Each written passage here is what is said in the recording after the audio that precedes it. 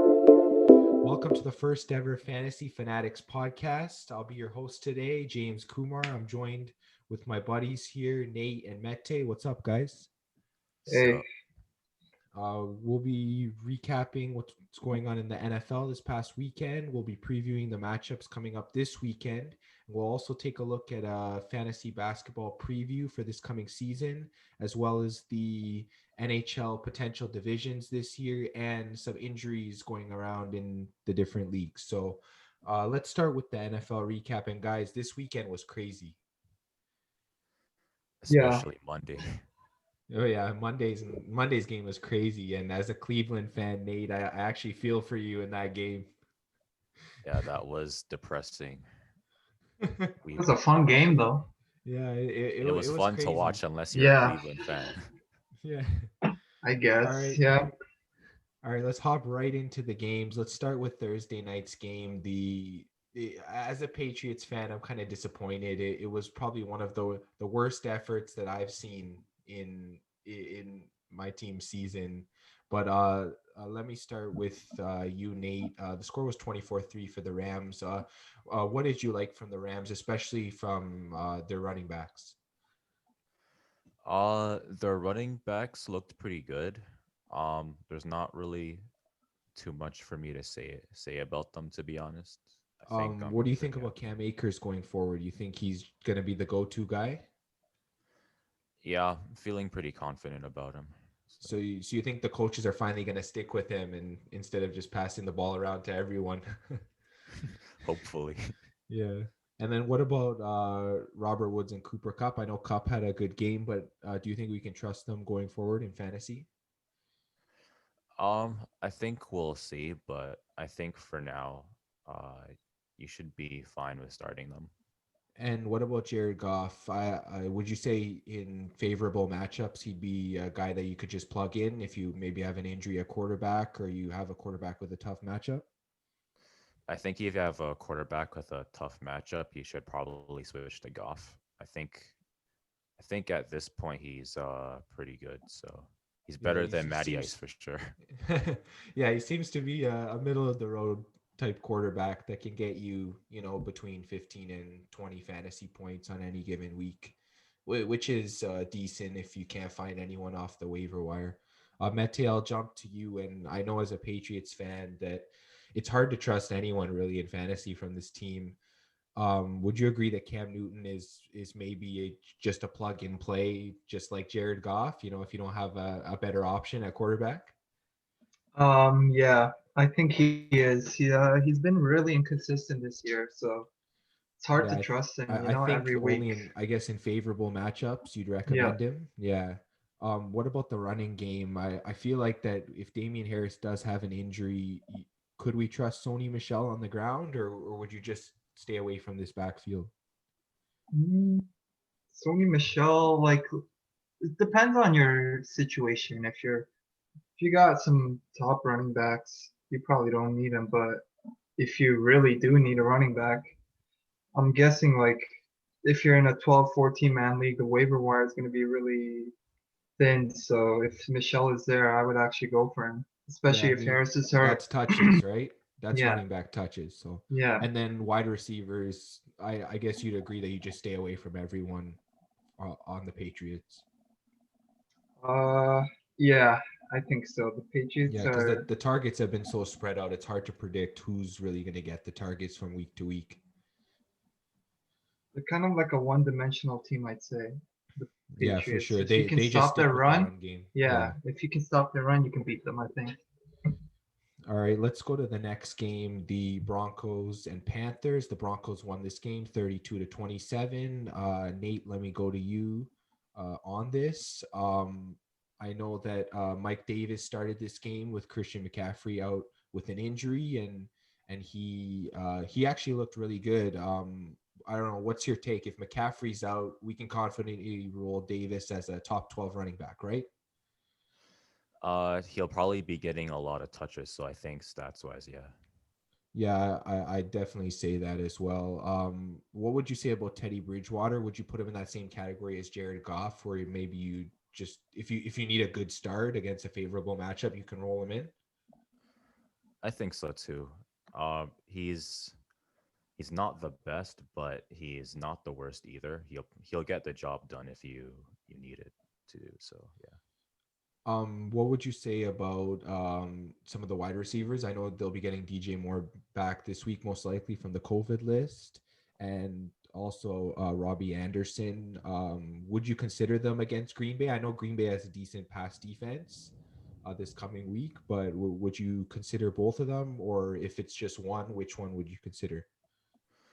I know about DJ Moore the most, so I think for him it's like he's good, but then he's not the most consistent wide receiver out of like all the good ones. So it's going to be kind of like 50-50 on him.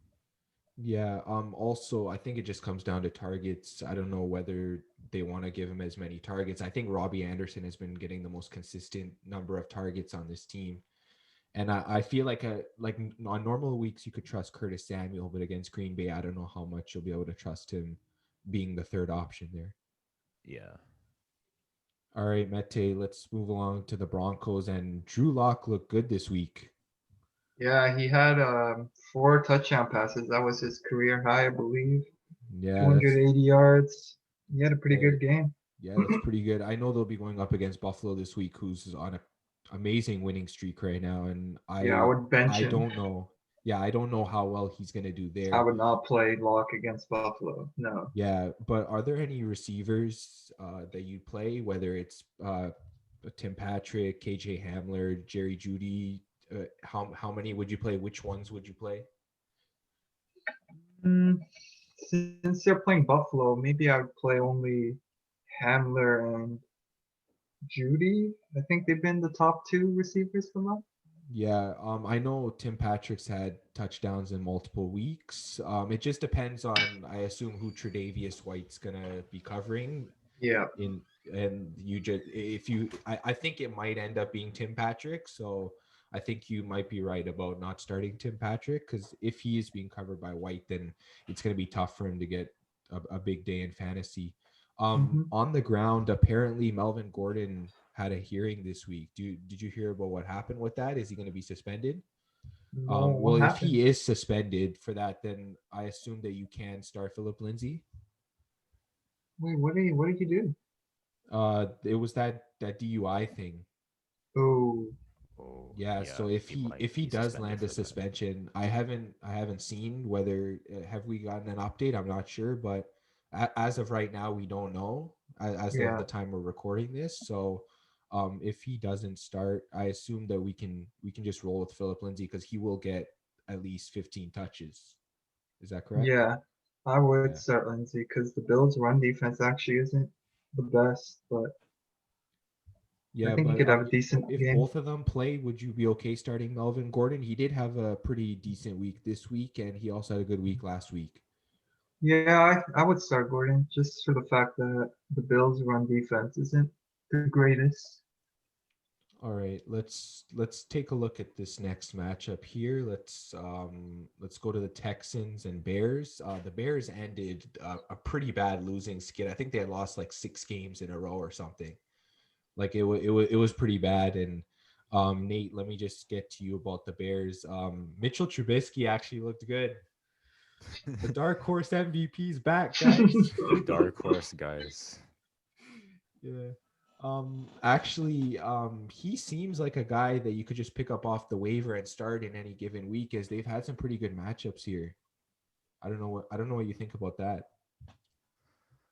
The Bears have been like a low key team this season, so I think if you're really feeling the Bears, you can pick them up. So All right. David Montgomery's really come on in the last few weeks since he came back from his injury. He's had multiple touchdowns in games, and he just looks like, I don't know, maybe even a top 12 running back right now in terms of production. So I guess he's a full go this week, no matter the matchup. pretty much, yeah. Yeah. For wide receivers, Allen Robinson had a big game. Um, and I know Darnell Mooney had a big game. I don't know if you can trust Mooney from week to week as he doesn't get the amount of targets, but I assume Robinson is a full go in any matchup. Yeah, I agree with that. Yeah. Yeah. And then also Anthony Miller's just been too inconsistent, even though Trubisky seems to like targeting him. He just doesn't come up with consistent production. Let me get to the Texans. I'll go to you, Mete. And Deshaun Watson seems frustrated with the way his team's playing, but I guess we can keep going back to him every week with his talent. Yeah, you can't really blame him. He's trying his best out there. Yeah. And he just lost Hopkins, which is a big loss for him. Yeah, that is a big loss this year. It's tough If still. Brandon Cooks is back, I assume you can just load him up as he'll just be getting lots of targets. Yeah. What about Kiki Kuti? Could you would you Hmm. roll him into lineups depending on the matchup, I or actually picked him up last week in my fantasy league. I saw a report saying he was going to be the second receiver, so I was like, why not? And I think he put up like 20 something like that 2 weeks ago. This week he was at like 8. It's not too bad though. one I would guy start actually, him. yeah, one guy that I was actually looking at that managers can pick up this week actually is Chad Hansen. He actually put up a good game for Houston this week. So if you're really desperate and Brandon Cooks, if Brandon Cooks is not playing, so if you see the report that Cooks is going to be out for this coming week, I think Chad Hansen would be a good add as he's more of a deeper play, but he can definitely turn in for 80 yards and a touchdown or something like that because Watson has to target someone, Hmm. and it's clear he hasn't been targeting the tight ends as much as we want, as Jordan Akins doesn't seem to be as fantasy relevant this season. Yep. All right, let's move on to the next game on our slate. And Mete, I'll start with you. Dallas got a big win this week. Yeah, our Yeah, defense showed up. yeah, I know you must be pretty happy because it's been a lost season pretty much for the Cowboys this It's year. been And a rough season. Yeah. yeah, so yeah, I'll just start with you, Andy Dalton. I don't know, is he a startable quarterback? Because he's been very inconsistent from week to week. He's not too bad. He's like Goffy said, he'll get you like 15 points around there. Oh, so he's like a plug and play if you're desperate. Yeah, Yeah. and we're playing the 49ers this week, so I don't know if he would be a Yeah, good ad this week. it's gonna be a tough matchup for sure. Yeah, In that I think matchup, so would you too. still roll with Elliott or is Tony Pollard an option? What's going on with the run game there? Elliott is starting to lose a lot of touches to Pollard lately. I've been noticing that Pollard he's got burst. He's pretty quick, which I like. He's been returning a lot of kicks where he sets up in great field position. So I would love to see Pollard get more touches. Where can you see the run game going this week? Would you start any of these guys? Both of them? None of them? Mm, I think so. I'm not gonna lie. I think I would Oh, bench Zeke too. okay. So what about the receiving game? 49ers have a good defense. Yeah. What about the receiving game though? Dalton Schultz, can you start him if you're desperate at tight end? I Yeah, think if you're desperate, I I think the guess. Like, 49ers do have a good tight end defense from what I heard. yeah, if you're like really desperate, I guess you would have to. So Cause I guess it's just Cooper and then maybe CeeDee Lamb. Am I right? yeah, Amari's been like the only real consistent receiver for us the whole year. Other than that, Lamb and Gallup, they'll have like their games where they go off, but then other games they might not be doing much. Yeah, I think I trust Lamb more than Gallup just because he's a slot Yeah. receiver, so he'll definitely be getting more looks. And Nate, I'll go to you about the Bengals. I don't think there's really much of anything that, especially going up against Pittsburgh this coming week. If they couldn't do much against Dallas, I don't see them doing much against Pittsburgh.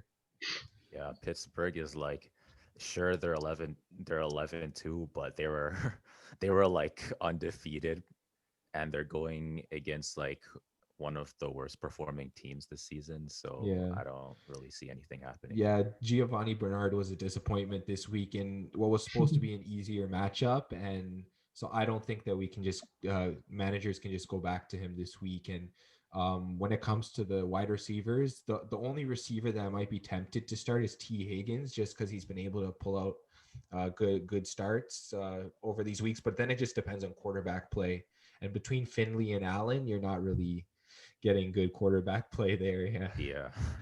yeah, They've been No, really hurting after losing Joe Burrow. yeah. Allen I had a know. decent game actually against us. He didn't play too bad, I thought. Yeah, but they ended up bringing Finley into the game, and then it Yeah, didn't all work out. You know.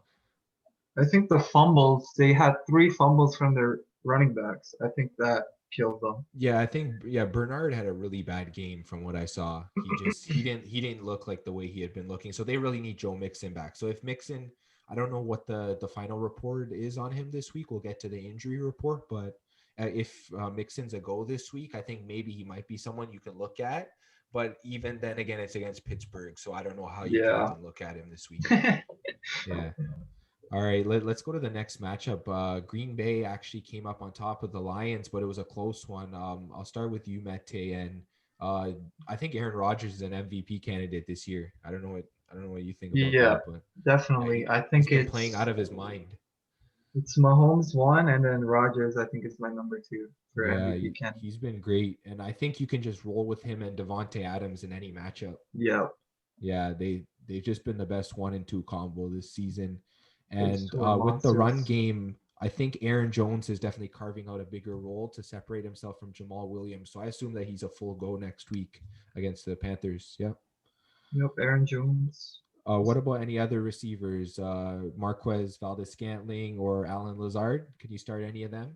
Yeah, I called Vandis gambling a touchdown or bust guy, but actually he's been having a pretty good year this year. He's like might be their second best receiver. Yeah, he's been looking good in the past few weeks. I know Robert Tanyan's looked very good. I assume we can just roll with him as a top 5 tight end every week now.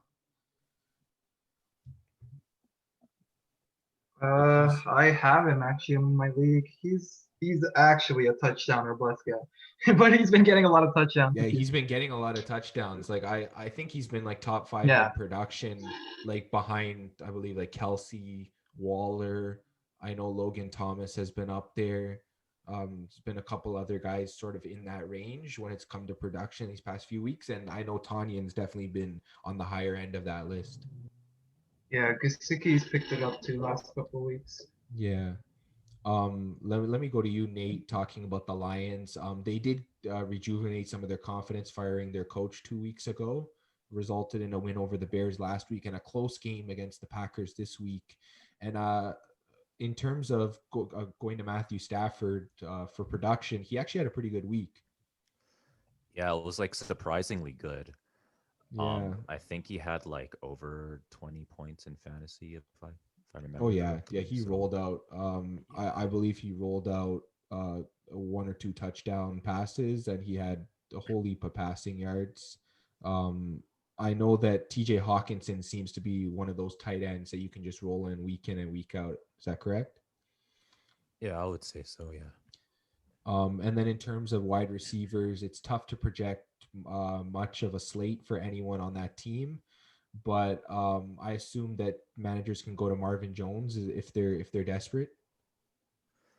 Yeah, if he got no one else, then I Yeah, guess you'd have to and go with him. if Kenny Galladay does come back, I assume that just takes Marvin Jones off the slate. Yeah, pretty much. Yeah, okay. And then for the run game, DJ Swift was back. He looked good. He had a touchdown. And on Johnson also had a touchdown. And then AP got a lot of the work though. Adrian Peterson in the rushing game. So sort of a mixed bag when it comes to this backfield. But I assume Swift is the play going forward. Yeah, I would trust Swift over the rest of those guys. Yeah. I don't know. I just like I know they like going back to AP because he has been a good runner for them, but I think Swift has the most potential out of everyone. I guess you could say he's pretty swift. All right, sounds good. Let's go to the Titans and Jaguars game. This was pretty much the Derrick Henry show. If you Yeah. guys got a chance to catch this game, it was just Derrick Henry running for over 200 yards, and he just dismantled this team. Like there was nothing new to see here. King Henry just steamrolled this defense, What a and monster. yeah, Nate, let me just get to you about that. I assume Derrick Henry's the top running back pretty much every week. Doesn't even matter the matchup. Yeah, he's like barely any team has been able to stop him this season. It's like if you can contain him, you can beat the Titans, but like how are you gonna contain How him? are you going to contain him? Exactly. He's been crazy. And let me get to you about the quarterback. Ryan Tannehill, he had a decent game. He didn't need to do that much considering Henry carried this game for the most part. But I guess going forward, we can roll Ryan Tannehill into lineups. He'd probably be a top 12 quarterback. Yeah, for sure. Yeah. And then AJ Brown, top 5 receiver, top 10 receiver with his production. Yeah, let's say so. Yeah. And then Corey Davis, I know he kind of had a step back in this game, but most weeks going forward, he has been good. So in favorable matchups, I assume that we can just roll him in confidently. Yeah. All right.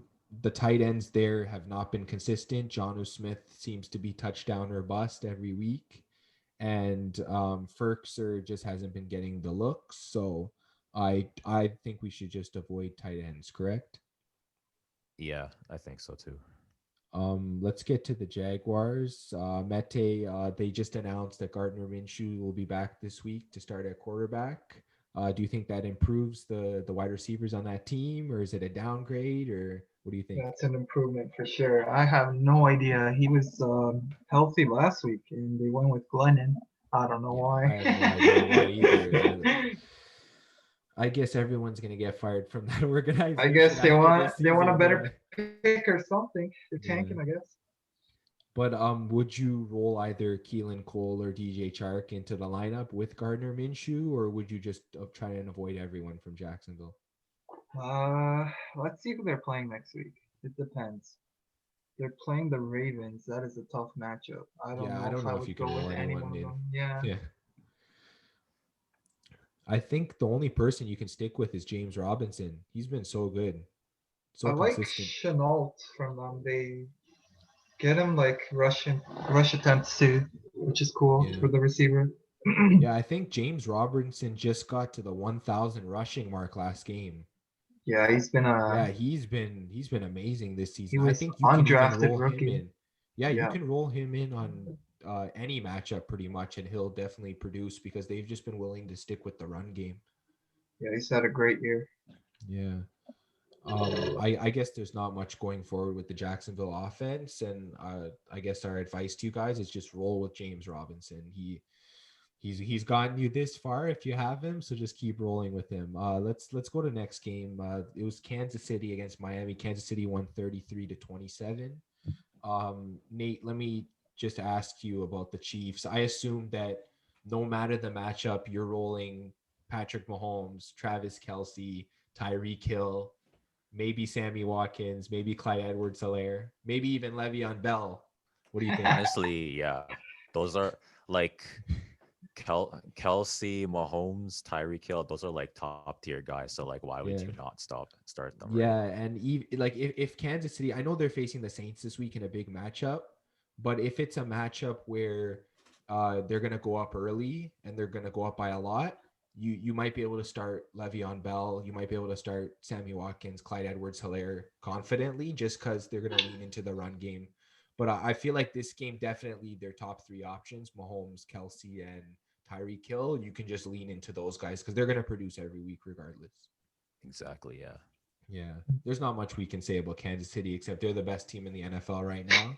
Yeah. Yep. They're just Yep. rolling. That they're Yep. just yeah. Mete, there was a lot of injuries for Miami this week. Devontae Parker goes down with an injury early in the game. He doesn't produce anything for fantasy owners. I know a couple guys that lost by 2 points in their league because Ooh, Devontae Parker got injured. that's tough. Yeah, so it was really tough for a lot of fantasy owners with Parker. Yeah. Mike Gesicki catches 2 touchdowns. and then he goes down with an injury. So Yeah, if both of these guys aren't in the lineup, I know Preston Williams has been ruled out for the season. I don't know if there's anyone man. we can trust for Miami. It's against New England this week too, and their defense, it hasn't been as good as last year, but it's been pretty decent the past few weeks. So I don't know. I don't think we can trust any pass catchers, especially with Tua not throwing as much as Fitzpatrick. Yeah, I I could see the Patriots winning this week. Yeah, the Miami Dolphins have too many injuries going on right now. Yeah, I assume the only thing you can roll from Miami with Miles Gaskin being on the COVID list is most likely their defense. That's about all I'd roll from Their Miami because defense their has been defense, good. yeah, their Yep. defense has been very good. I think they forced Mahomes to 3 picks this week, and then they forced a fumble. Hmm. So they got a plenty of sacks. So I'm liking this defense in pretty much every matchup. Yep. Yeah. All right, let's roll. Let's keep on rolling into our next matchup. The Giants playoff hopes were derailed a little bit this week. They lost 26-7 to the Cardinals. And Mete, as a Cowboys fan, what did you think of the Giants this week? I know that they didn't look as good. Dion Lewis had the only touchdown. I think the leading receiver on that team was Golden Tate with like 40 yards or something. Like they didn't do much on offense. Yeah. So I don't know. I Yeah. guess we can't really trust anyone going forward from this team. Maybe Wayne Gallman, but I don't know. What do you think?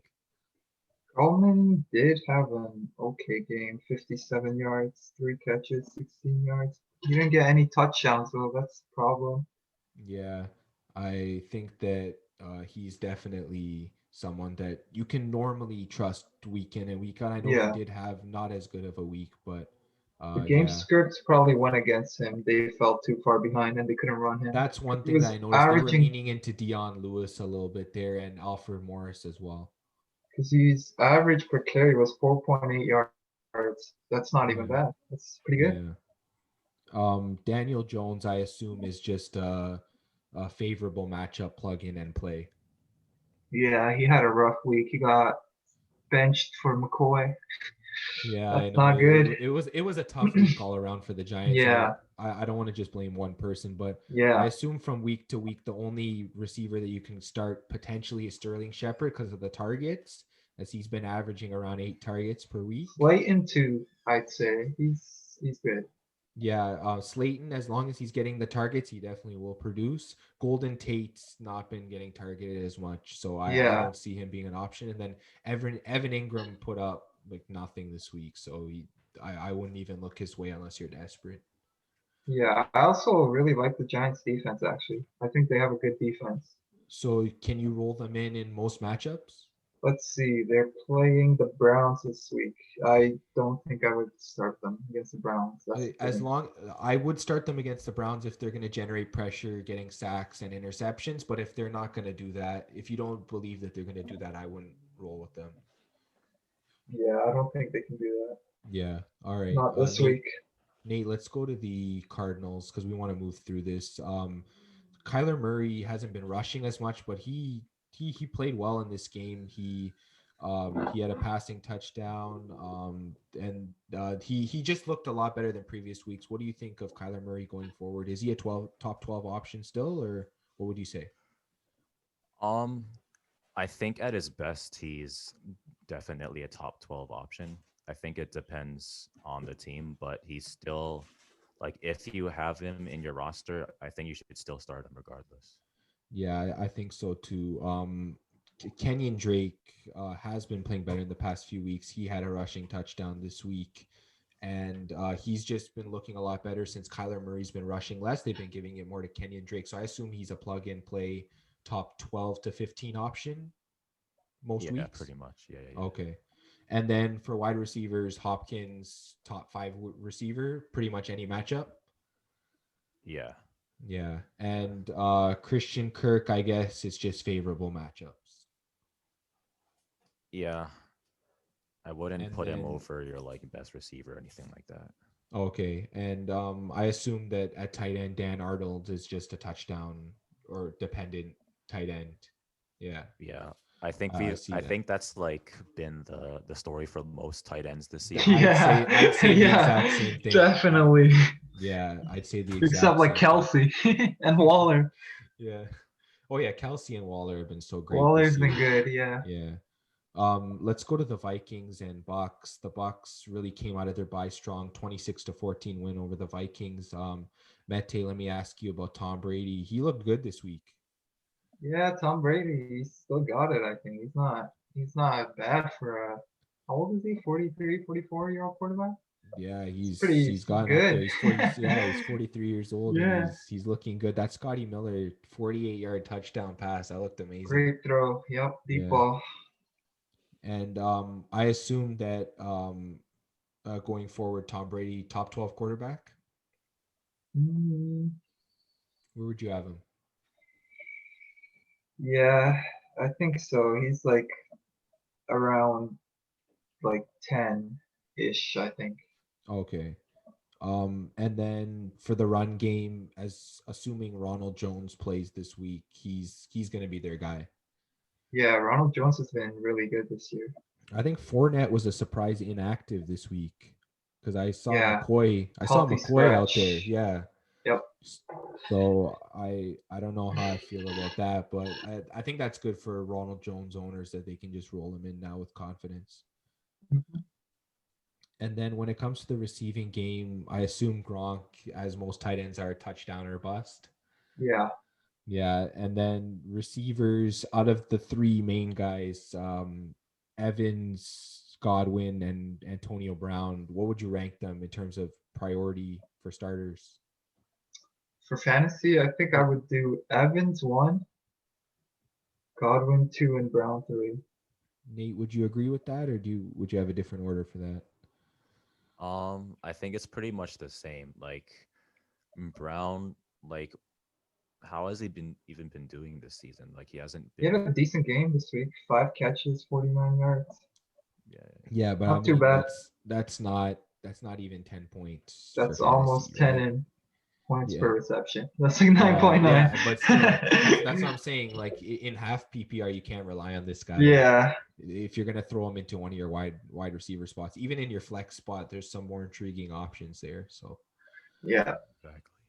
yeah, I guess also for the Vikings, they just didn't have a good game. Justin Jefferson did not have a good game. I'd say it was the worst game of his NFL career so far. Nate, let me go to you. Kirk Cousins has been inconsistent from week to week. I don't know how we can trust him going forward. Me neither. It's like once Stefanski left, it was like I don't know what's going on You with him. felt like there was a shift in that offense somehow. Maybe yeah. Yeah, so I He assume that Adam Thielen and Justin Jefferson are good most weeks, but I guess in tough matchups, it's hard to trust them as top end receivers. yeah, exactly. Dalvin Cook, I assume, is just plug and play. He's been so good all year. Yeah, yeah, for Yeah, sure. he's probably a top three option every week. That's how I see things with Cook. Honestly, he's not matchup dependent. He's just like Yep. plug and play. Yeah. He's like a free 20 points like every week. Oh yeah. You can just trust him. Yeah, he's crazy. Um, Gets like a le- quarterback number. yeah. The Indianapolis Colts pulled out a big game. They won 44-27 over the Raiders, and that hurts the Raiders' playoff hopes. Actually, they dropped to 7-6. But Nate, let me get to you about the Colts. It looks like Jonathan Taylor's taking over this backfield, and they have one of the easiest schedules going forward. You know, in terms of facing against run defenses. So I assume Jonathan he's looking like a top 12 option going forward. Yeah, I think so too, especially with the favorable matchups. It's gonna boost his stats a lot. So if you have him, I would recommend starting him. What about Phillip Rivers? He looked really good this week. He hit T.Y. Hilton for 2 touchdowns this week. And I mean, man, he looked really good. Can you plug and play Rivers off your waiver if you're desperate in good matchups? Favorable matchups, yeah. But regular matchups, you still don't trust Rivers. Yeah, I don't know. I don't know about that. Yeah. T.Y. Hilton looked good this week. I think that we can roll with him more on a consistent basis. He's getting more looks than Michael Pittman. And from a tight end standpoint, there's three tight ends and they're all getting like two or three targets a game. So I don't think we can trust Yeah. anyone. No, Yeah. don't use Yeah. those guys. Let's go over to the Raiders, Mete, and I know Darren Waller didn't have the biggest game, but he still had a solid floor. So I just assume we just keep rolling with him every week. Yeah. Any wide He's been receivers very good. there, or you wouldn't trust anyone? Looks like Aguilar had a good game. He's like a touchdown guy. He's gotten a lot of touchdowns this year. Yeah. So if What, you're desperate at wide receiver and he's there for the waiver wire, he might be a good pickup. and assuming Josh Jacobs is healthy, we just roll with him every week. Yeah, Yeah. I would. All right. All right. For our next matchup, the Seahawks just destroyed the Jets as we expected. Mete Wilson just looked back to his normal self this week. Yeah, he had a good game. But it's the Jets, so everyone has a good game Yeah, against you them. can't really judge him based on this game. Yeah. Just because I mean, he did look good, but at the end of the day, it is the Jets. But Chris Carson seems to be back in full force after his injury. He rushed for a touchdown this week. He had a good game. I assume you can just start him going forward. Yep. Carson had a great game. Hyde also had a good game, but I'm assuming because he just came back from injury, they didn't want to risk Yeah, hurting him. yeah, for sure. So when the score was like blown out, they just put him in, to protect him. Yeah, and for the wide receivers, Metcalf, he's lock and load top 5 every week. But Tyler Lockett, I think it's just favorable matchups lately. He hasn't been the same, I don't know, since the beginning. Yep. Yeah, he Tyler Lockett's been like trending downwards lately. yeah, he doesn't seem to be getting the looks that Metcalf has been getting, and I mean, rightfully so, because Metcalf has just been producing at an insane rate. He's over 1,000 yards this season already. But That's crazy. yeah, I know he's been really good. And Nate, in terms of the Jets, I just assume that most matchups you just avoid everyone. Don't have Jets on your team right now. I mean, Jamison Crowder's been decent, but Yeah, he's he's still good. very inconsistent with that quarterback play, whether it's Darnold, whether it's Flacco, whether it's whoever's back there. It doesn't seem to be working for either Crowder, Barrios, Perriman. Denzel Mims has been good, Yeah. but I still don't see him as someone reliable. Yep. So, yeah. Going on to our next game. I mean, man, this game came down to the wire, and the Chargers actually won in the battle of the choke artists. These two teams just always seem to find a way to lose. I don't know what it is. And they both seemed like they were trying to lose. I think it went Matty Ice interception, Justin Herbert interception, then Matty Ice interception again. Yeah. And it was when I was watching this, I was like, I don't know what's going on here, but anyways, It's like the opposite of Browns versus Ravens. Yeah. Yeah. Nate, actually, I'll go to you on this. It looks like this has been a lost cause for the Falcons this year, especially with Matty Ice. I actually don't know how he's been this bad because he's had like Kelvin Ridley, he's had Julio. I know like they've had injuries, but still. Yeah, Julio And, didn't like, play this week. All right, yeah. Yeah, I But, know like, Russell Gage had a good game. He caught a touchdown, and he actually had a good game filling in for Julio Jones. So I assume that if Julio Jones is out, you can roll both Ridley and Gage. I guess it just depends on the play of Matty Ice. Yeah, honestly, just because Matty Ice has been so bad, I still wouldn't put them in because like Matty Ice had like 7 points. Yeah, I think he was pretty bad, and I know for Hayden Hurst, he only had one catch for 7 yards, and he's been 1 or 2 catches every week lately. I don't even think you can rely on him. He's more touchdown or bust. Yeah, he's not looking like his WWE champ self right now because of Matty Ice. Hayden Hurst Helmsley. I assume also for the running game, they've been running with three backs. They've been rolling with Gurley, Hill, and Smith. So I just assume we can just avoid this backfield because we don't know who's getting the snaps. Yeah, pretty much. Yeah. Mete, I'll go to you about the Chargers. And Justin Herbert looked better. I know we've seen better from him, but he definitely looked better than he did against the Patriots. Yeah, last 3 weeks have been kind of rough for him, but I own him as well, so I'm hoping he picks it up. Yeah. Austin Eckler looked back to his normal self. He had 79 rushing yards. He had I think, what was it, 9 or 10 receptions Yep. also. And he had a whole leap of receiving yards. And he just seems to be back into that RB1 conversation, top 10 or 12 option going forward. And I think he's a matchup safe play. Is that correct? Yeah, like You these could, running backs are catching like 5 passes a game. They're really valuable. yeah. It's a good one to have. Yeah. And actually the other Triple H didn't look too bad. Hunter Hunter Hurst Battle of the Triple Hunter H's. Hurst Henry. He had 6 catches. So I mean, I think it honestly depends on the matchup. But with the way the tight ends are looking this year, I think he's a top 12 tight end. He has to be. Yeah, Yeah. Honestly, yeah, he's had like 10-point games and like 9-point games, so that's like really good for a tight end to see. That's a yeah. good floor. Sometimes That's a you'll good take floor that for tight from a ends. tight Yeah. end. I'd say Sometimes the you same take thing. that. You're like, all right, Yeah. I'll take it. And for wide receivers, Keenan Allen, you just roll in every week, I assume. He's just locked and Yeah, loaded, top 12 option. yeah. Yeah. Herbert And loves this guy. yeah, he's been amazing. And if Mike Williams plays, can he be maybe a flex play or something? Is depending on the matchup. Was he hurt this game? Because I don't see him I in the don't think stat sheet. I don't think he played this game. I think he's been like, hasn't he been like their second best receiver this year? He So has been when he's been in the lineup. could So be, he it just could be assumes a if he flex. plays. Yeah, Yeah. depends on who Uh, they're playing. Let me see. yeah, I think so too. And Raiders. yeah. I would play him. I Oh yeah, think. that's the Thursday game. So Yeah. I think you definitely want to roll him in because their secondary has not been good. hmm Um, Jalen Hurts got his first start and he looked good.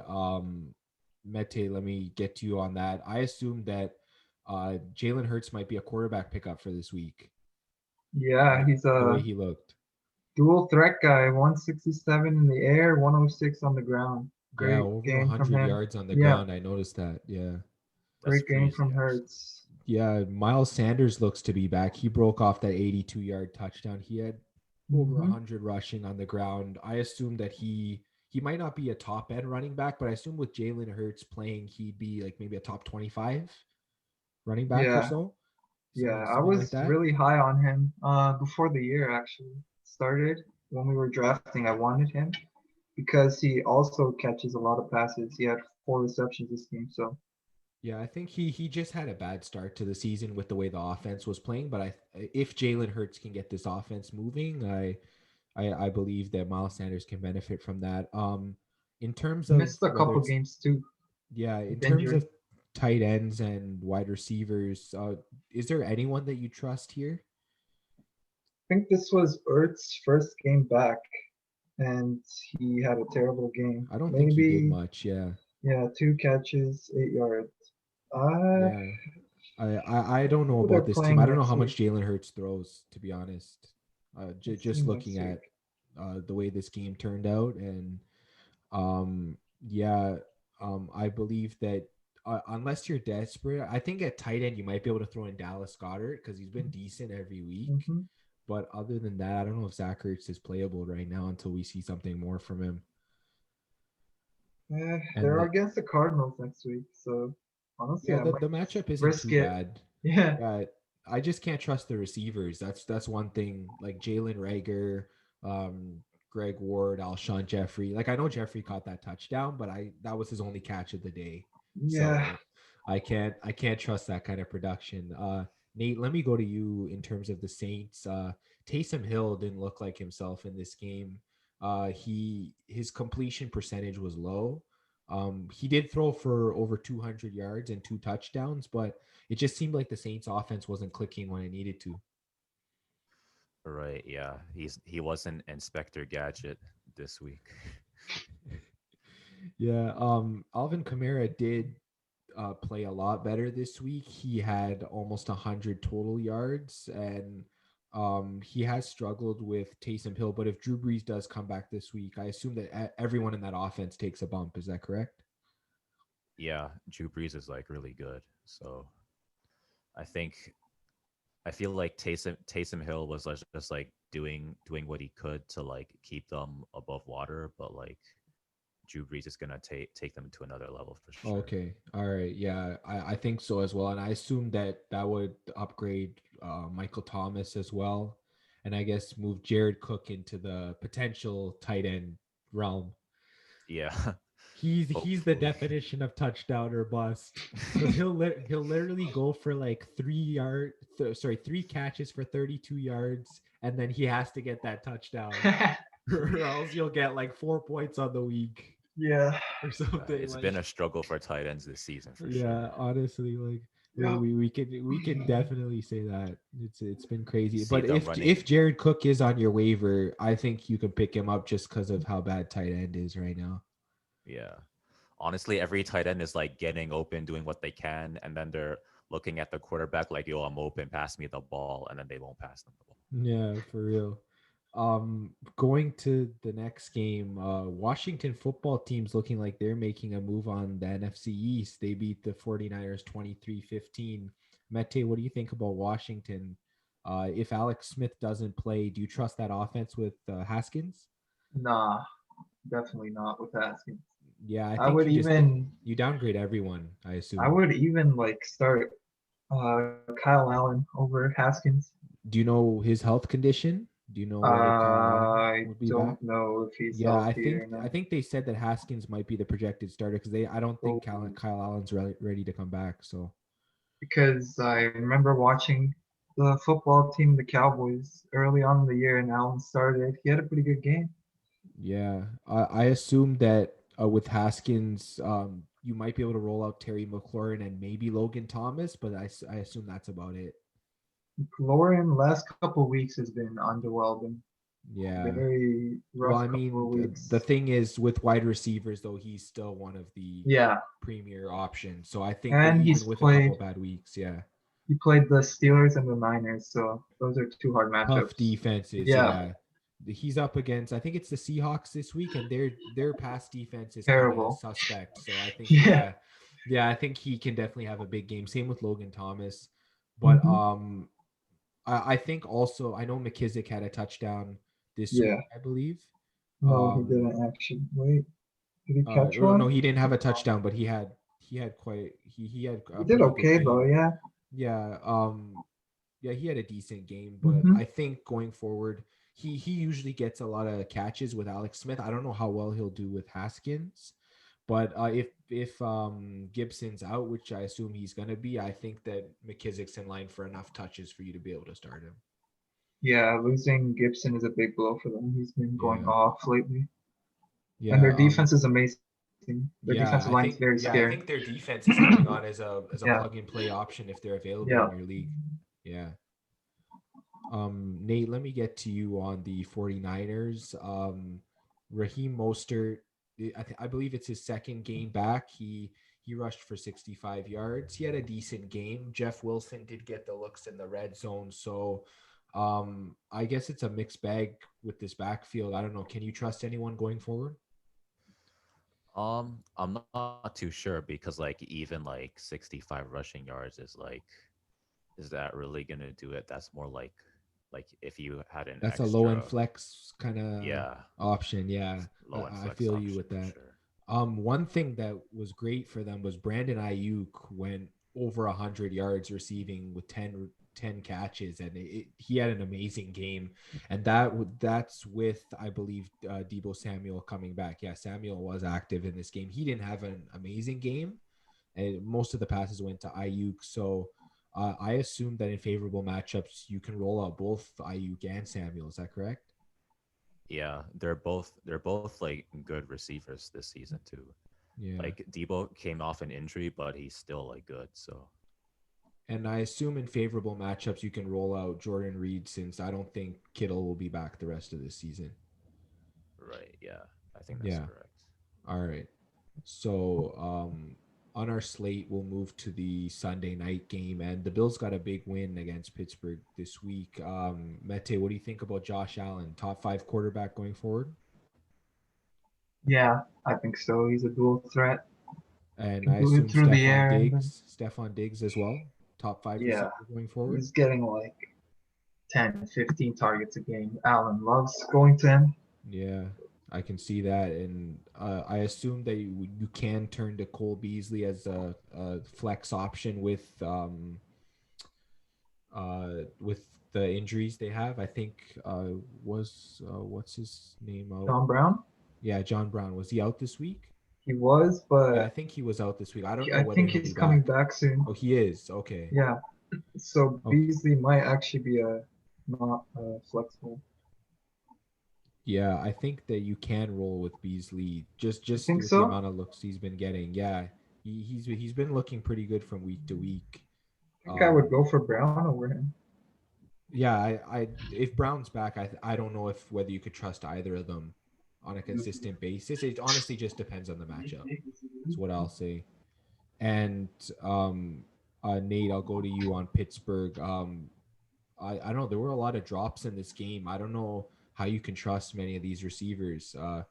I know the only receiver I believe that got the touchdown. No, Juju did have one touchdown, but I know Washington had the other one, and I don't know who's going to be getting the looks in the upcoming weeks with all the drops.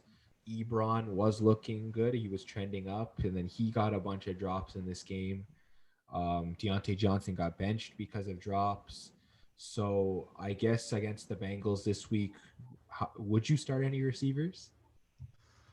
Maybe Juju. Other than that, I'm not entirely sure.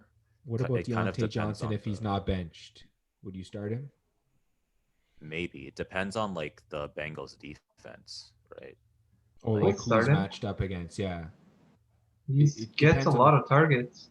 yeah the no, but he got benched at the end of this game, and Yeah, he's got to the fix his coach was hands. frustrated with him. Yeah, Yeah, so he's dropping everything. That's the yeah, problem. and James Conner was not consistent in this game. But I think with the injuries at running back, I think you might have to go back to him. Especially the Bengals have a really bad run defense, so I just yeah, assume that you can go back to James Conner this week. I think so. I think they're gonna be looking for him to, I guess, try to hold the line, try to get stuff done. So All right. All right, Nate, let's move over to your Cleveland Browns matchup, the final matchup of the weekend. And the Browns were close in this game, but they didn't get it done. Their offense looked very good, though. Nick Chubb, 2 touchdowns. Kareem Hunt, yeah, 2 touchdowns. Baker ran one in himself. And then they had, I believe Higgins had the other one. And yeah, they just looked full go. I assume that we can trust Baker to start in lineups for most matchups. We can trust Hunt. We can trust Chubb. Landry's been getting a lot of receptions lately. We can trust him. And yeah. then is Higgins a flex play for you?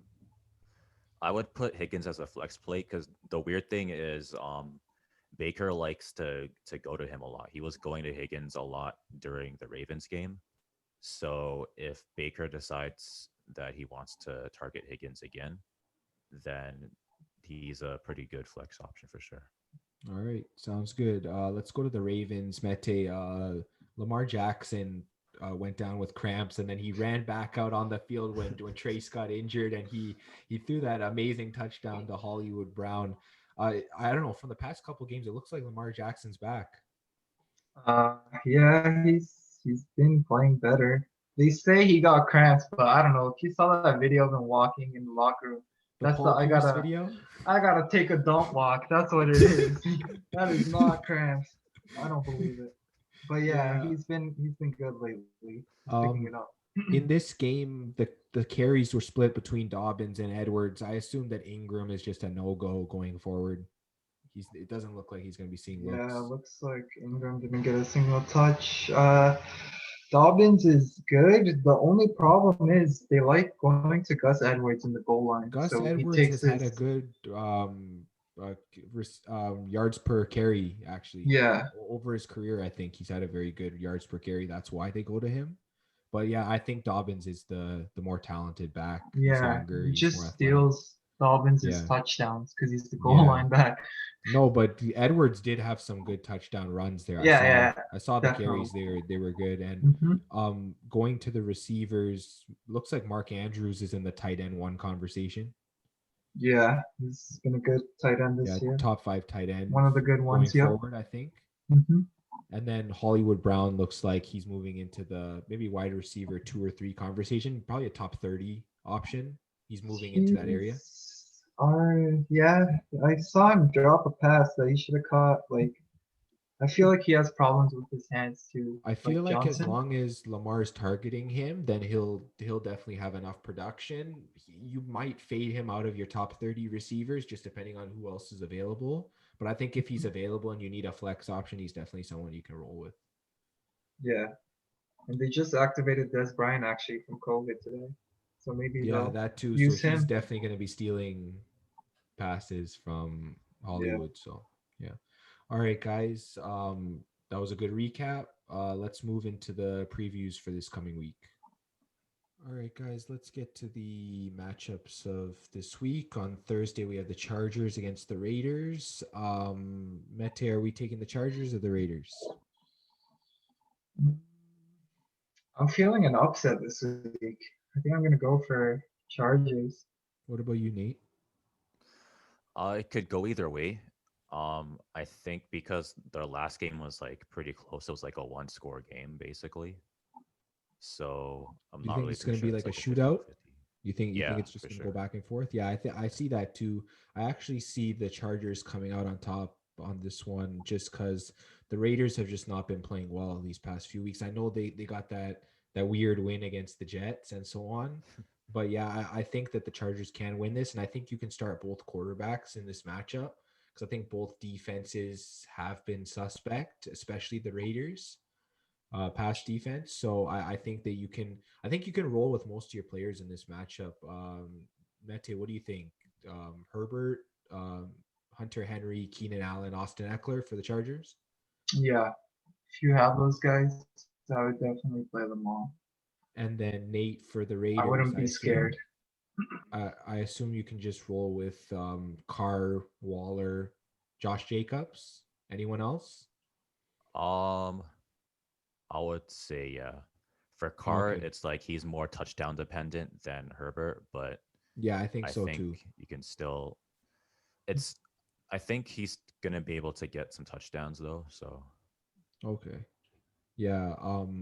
Then moving to Saturday, we have the 2 games. We have the Bills and Broncos first, and I think we'd all take the Bills in this game. yeah, Yeah, I think Yep. that's pretty straightforward, and I think that the Bills don't want to lean into their run game clearly. So I assume that it's just going to be Josh Allen, Stephon Diggs, and then either John Brown or Cole Beasley, depending on if Brown plays. That yeah. seems right. That sounds good. Yeah, And then Mete for the Broncos. Anyone you're thinking of starting here? like we said, if Gordon is suspended or something, maybe you could go with Lindsey. Other than that, they've got a good pass defense, Bills. So I don't think I would start Lock or the receivers. Yeah, I think Noah Fant also went down with an injury this past game. So if he doesn't play, I think he's been the most consistent receiving option for the Broncos. And if he doesn't play, I think it's tough to roll out anyone. Maybe Tim Patrick, but it just depends on who's covering him. If it's Tre'Davious White, it's going to be hard to roll out anyone. Yeah, I forgot about Fant. He's been good. Yeah. You could All right, start him, I think. let's go to the next game. The Packers and Panthers. Green Bay should win this game, I Yeah, assume. Yeah, I think you guys would say the same thing. But um, for Yep. Green Bay, Nate, you're just rolling Rodgers, Adams, Tanyan, Aaron Jones. yeah. Would you Pretty roll? much. Would you roll Marquez, Valdez, Scantling? Honestly, if you have him, maybe. Because the weird thing is like, because I have him, and every time I benched him, he got 20 points. So it's Yeah. like, I mean, you might as well just go for it at this point. Yeah, I mean it is a good matchup. So, and if Carolina finds a way to keep it close, like within a score, then I think he could get some points. And Mete for the Panthers. If DJ Moore's back, which receivers are you rolling with? DJ Moore for sure, Robbie Anderson for sure, and maybe Samuel. Like I know the Packers defense statistically isn't too bad, but I don't know. I don't really believe in them.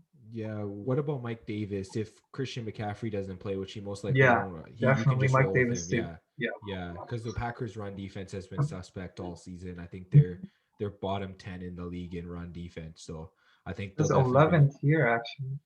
yeah. Oh, they are. So they've gotten a bit better in Yeah. recent weeks. So, but yeah. And then Teddy, I think it's going to be tough for him to get anything done in this game. Yeah. So there, And because Green Bay has a pretty good Teddy's been pass good. defense. Yeah. I think he can have a Um. decent game. Sorry. I think Teddy could have a decent game. Oh, you Like think so? he might throw one interception, but I think he'll be around like 250 yards, couple touchdowns. Yeah, it depends on the game script, right? If it's Yeah. a neutral game script, they might lean into Mike Davis more. But if they go down early, I think that you might see Teddy have a big game. Yeah, Yeah. that could happen. All right, let's move to Sunday. We got the Texans and Colts, and I'm just gonna say the Colts defense has looked amazing. I'm gonna take the Colts in this game. Yeah, Nate, sure. what about you? Uh, I You would take feel the an Colts, upset? honestly. Nope. Yeah, you say the Colts too? Yeah. Well, yeah, I don't know. Maybe he's thinking about an upset. I don't know. Yeah, he but- took a while. I'm like, is he Yeah. thinking about the upset? No. But yeah, Jonathan Taylor. This is one of the worst run defenses in Houston. So I just assume we can lock and load Jonathan Taylor, Mete, maybe even Nyheim Hines. Yeah, the Colts backfield's like really hard to tell. They like The every thing week, is I they swear. lean into their run game, so it's possible that Hines does get a lot of looks in this game. I swear every week they have like one of the three running backs that they have, like Hines. I What is think it, they're fading Wilkins? Wilkins. They're fading Wilkins, Taylor? especially in the last couple Like- weeks. Yeah. Like every other week, it's like one of them will lead in carries. It's really weird. Yeah, I know Taylor had a big game. I guess maybe temper your expectations is what you're saying. Like, Yeah, Don't assume that one's gonna be get the workload and the lead other back. ones Yeah, won't. Yeah. Okay. And then for the receivers, it seems like T.Y. Hilton's the guy here.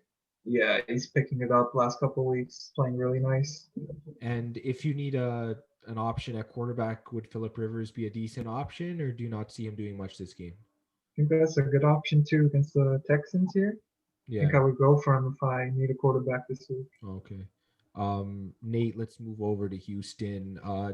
Even with the injuries and lack of talent in Houston, you're still rolling with Deshaun Watson as a top 10 quarterback because of his talent. Yeah, I think so. He's really good. So Yeah. he'll find a way. For the running backs, it seems like David Johnson is going to be back this week. So if you need a decent top 25 running back, you could roll with David Johnson. Maybe you said what top 25? Would you? Well, I know it's a tough matchup. Would you consider him a top 25 option because of the matchup, or would you consider him lower than that? It's a tough matchup, so maybe a little bit lower. I think. So he might be like a borderline top 30 option at running back. Yeah. So Yeah. you wouldn't start him in 2 running back leagues then. Maybe not this week. Yeah, I think so as well. And then for receivers, if Cooks is back, he's probably going to get 6 or 7 targets, maybe more. So I assume that's startable. Yeah, sure. And then I guess just fade all the other receivers. Yeah. Yeah, I think so as well. I just don't see them getting much done against the Colts this week, especially if the Colts defense is fully healthy. The next game is the Jets against the Rams. The Rams are home in this game, and I just assume it's going to be another blowout. We don't need to ask who's going to win this game, because if the Jets somehow find a way to win this game, I mean, they're just hurting themselves at this point. So Yeah. yeah. Nate, let me go to you again about this. I guess just fade everyone from the Jets in this matchup. Yeah. Yeah, there's no one to like here. And then Mete for the Rams. Do you believe they're just going to lean into Cam Akers again? Do you think he's won the starting job? Yeah, I think so. He's been getting a lot of touches the last couple of weeks, and against the Jets, he's probably gonna have a nice game script. Oh yeah, They'll he'll probably have a go good up game. early. He'll get a lot of carries. I think. I think this is a good week to play him. I think it's a good week to play most Rams players Yeah, actually. Maybe not Jared Goff because I don't know how much he's going to throw, yeah, but Woods, Cup, their tight end situation has been back and forth, so maybe you don't want to start one of their tight ends. If one of them is ruled out for any reason, then yeah, you could go to the other one because they'll be getting all the looks. But I think Woods, Cup, Akers, and if you're in a bind, maybe you can start Goff. yep. Yeah. All right. Let's go to the Lions and Titans. I think Tennessee should win this game. Lions and Titans. The Lions have been looking better in these past few weeks. I don't know what you guys think. Titans? I would still say Yeah, Titans because of Derrick Henry. Oh yeah, yeah. Derrick Henry's he's been a full force. And Nate, I assume you can start Ryan Tannehill in this game, assuming it might be back and forth. Yeah, I think so. Yeah. What about AJ Brown, Corey Davis? I know I won't be starting any tight ends from the Titans, but AJ Brown and Corey Davis should be good, right? Yeah, especially if Tannehill goes off, then yeah. Yeah, I think even some games where Derrick Henry's gone off, I've seen Tannehill go off as well. So Yeah, I think he's a good play this week. And Mete for the Lions. Do you trust Stafford now, or yeah. what do you think? He's every year he's consistent. He's a good quarterback. He's Yeah, I just on think the it's just from the lines, you know. coaching. I feel like it's from the coaching. The coaching's hurt him this year, and Yeah, when they released Patricia, I think he has been better. And I assume Hawkinson's like a top 5 tight end play this week. yeah. Yeah, I think the He gets a Titans' lot of pass defense has been touchdowns. kind of suspect. And then if Galladay's back, I guess he's a start as well. Yeah, I would even roll Swift here. The Titans defense hasn't been too good this year. Yeah, I don't think the entire defense has been good this year. Yeah, If Galladay's back, would you still roll out Marvin Jones or no? yeah. I Oh, think I you would would. still go with Okay. Jones. Yeah, I think it is a good matchup. It might be a shootout back and forth. This game, it Yeah, has the potential I could for it. see a high Still think the scoring game. Titans will come out on top though. Hmm. Yeah. Let's go to the Bucks and the Falcons. The Falcons are home in this game, but Nate, I'll go to you on this. I don't know how much we can trust Matty Ice or the rest of this offense against Tampa Bay. I don't trust them at all, If honestly. Julio's back, I think you might roll him in and Calvin Ridley as well. But I assume you'll just fade the rest of this offense. Yeah, it's just those two, not even Matty Ice, because he's been like choking Yeah, on it. he's been so inconsistent. Yeah, I feel where you're coming from. And Mete for the Bucks. I assume with this Falcons pass defense being as bad as it is, you're just rolling Evans, Godwin, Yep. Antonio Brown as well. Yeah, I think I would even go for him. It's the Falcons. And then I guess Tom Brady as well because he should Tom generate Brady, I passing would yards. go for Jones. Apparently, I the would play. Falcons have the best run defense in the league. Let's see the stats. Yeah, I believe they have the They best run are defense. 10th. It says against rushing yards. Oh, against rushing yards, but I think against touchdowns I saw a stat. They're one of the Like top rushing run in defense. total, I guess. Yeah, Yeah. probably rushing total. Yeah. So Yeah. if Ronald Jones is a go, I think you can start him. But I think if he's not a go, I don't think you can start anyone in Yeah, that I would go backfield for because Jones here. Jones yeah, has been I don't good think this year. Fournette's been consistent enough, and Hmm. then McCoy's not going to get enough touches. Yep. Yeah. All right, with the Jaguars and the Ravens, guys, I think this should be a Ravens win. I Yeah. don't Yep. see it going any other way. The Ravens have looked good lately. It looks like they're trying to push for the playoffs. Yeah, especially if they Yeah. play like they played on Monday. Yeah, Yeah, I they don't had see an the Jags. amazing game on Monday. Nate, let me ask you, Lamar Jackson, plug and play top 10 quarterback option this week? Yeah, I think so. Unless he All gets right. cramps again. Yeah. and Mark Andrews looking like a top 5 tight end. Would you roll him this week? I think so, yeah. should be good to go after that COVID situation. And their running backs, J.K. Dobbins and Gus Edwards, you could probably roll both of them in this matchup. Honestly, yeah, especially I would say especially Gus because he's been getting like a lot of yards. So Yeah. And then would you see Hollywood Brown getting enough catches to be maybe a flex option or better than that? I'd say like maybe flex option at most. All right. Mete, I'll go to you about the Jags. Is it just James Robinson or Yeah. is it not even James Robinson? Oh, you'll still go with We Robinson? were talking about this earlier. I would only go with Robinson, I think, Yeah, I because don't he's think been there's really anyone good this else. year. Why not? You know? Yeah, why not? He has over 1,000 yards this year for a Yeah. rookie, an He's undrafted rookie. catching That's amazing. passes. Yep. Yeah. That's crazy. Yeah. All right, let's go to the Patriots and the Dolphins. And as a Patriots fan in this matchup, knowing how good the Dolphins defense is, I'm just going to say, unless Damian Harris is active, just fade everyone, to be honest. I don't know how Sony Michel's going to look if he gets his first start at running back this week, if Harris doesn't play. So if Damian Harris doesn't play, just fade everyone. And if Harris plays, he's probably just a flex option. I don't see him as much more than that. I still do think the Patriots win this game if the Dolphins are missing Gesicki and Devontae Parker. But against the Patriots defense, Mete, how do you see Tua? And if Gaskin plays, how do you see Gaskin doing? I think Tua will have troubles against the Patriots defense. Gaskin, if he plays, oh, you guys are 23rd against rushing Yeah, yards, we so have maybe he could Patriots have a haven't good been as game. good against Yeah, rushing from what I've seen. Yeah, so so I maybe think if he does Gaskin play, yeah. would be a play. Yeah. Yeah. I guess that this might be a close game. It might be a low scoring game. So I Yeah, I guess can see that. you might trust running backs, but I think that's about it. And I guess if Gesicki and or Parker play, you might be able to go to them. It just depends. If Parker might be shadowed by Stephon Gilmore in this game, so I don't know how much he's gonna go for. Yeah, I think Patriots win this too, though. Yeah, I'll definitely be cheering for the Patriots, trying to get that playoff spot. I don't know if it's gonna happen, but we'll see what happens. Yeah, we'll see. Yeah, yeah. The Bears and Vikings are actually fighting to get into the playoffs. They're facing each other this week. They're both at 6-7. It's a big game. It is a big game, and the Bears defense really looked good this week. But I could still see the Vikings having a bounce back game and beating the Bears. I think the Vikings have that potential, especially with Dalvin Cook being in the lineup. I don't know what you guys think about that. Yeah, Cook has been amazing, but Yeah. it's just Cousins for me, man. So would you guys roll with the Bears then? I actually think I'm gonna pick the Bears this week. I What believe about in you, Nate? Trubisky. We need the dark horse. Yeah.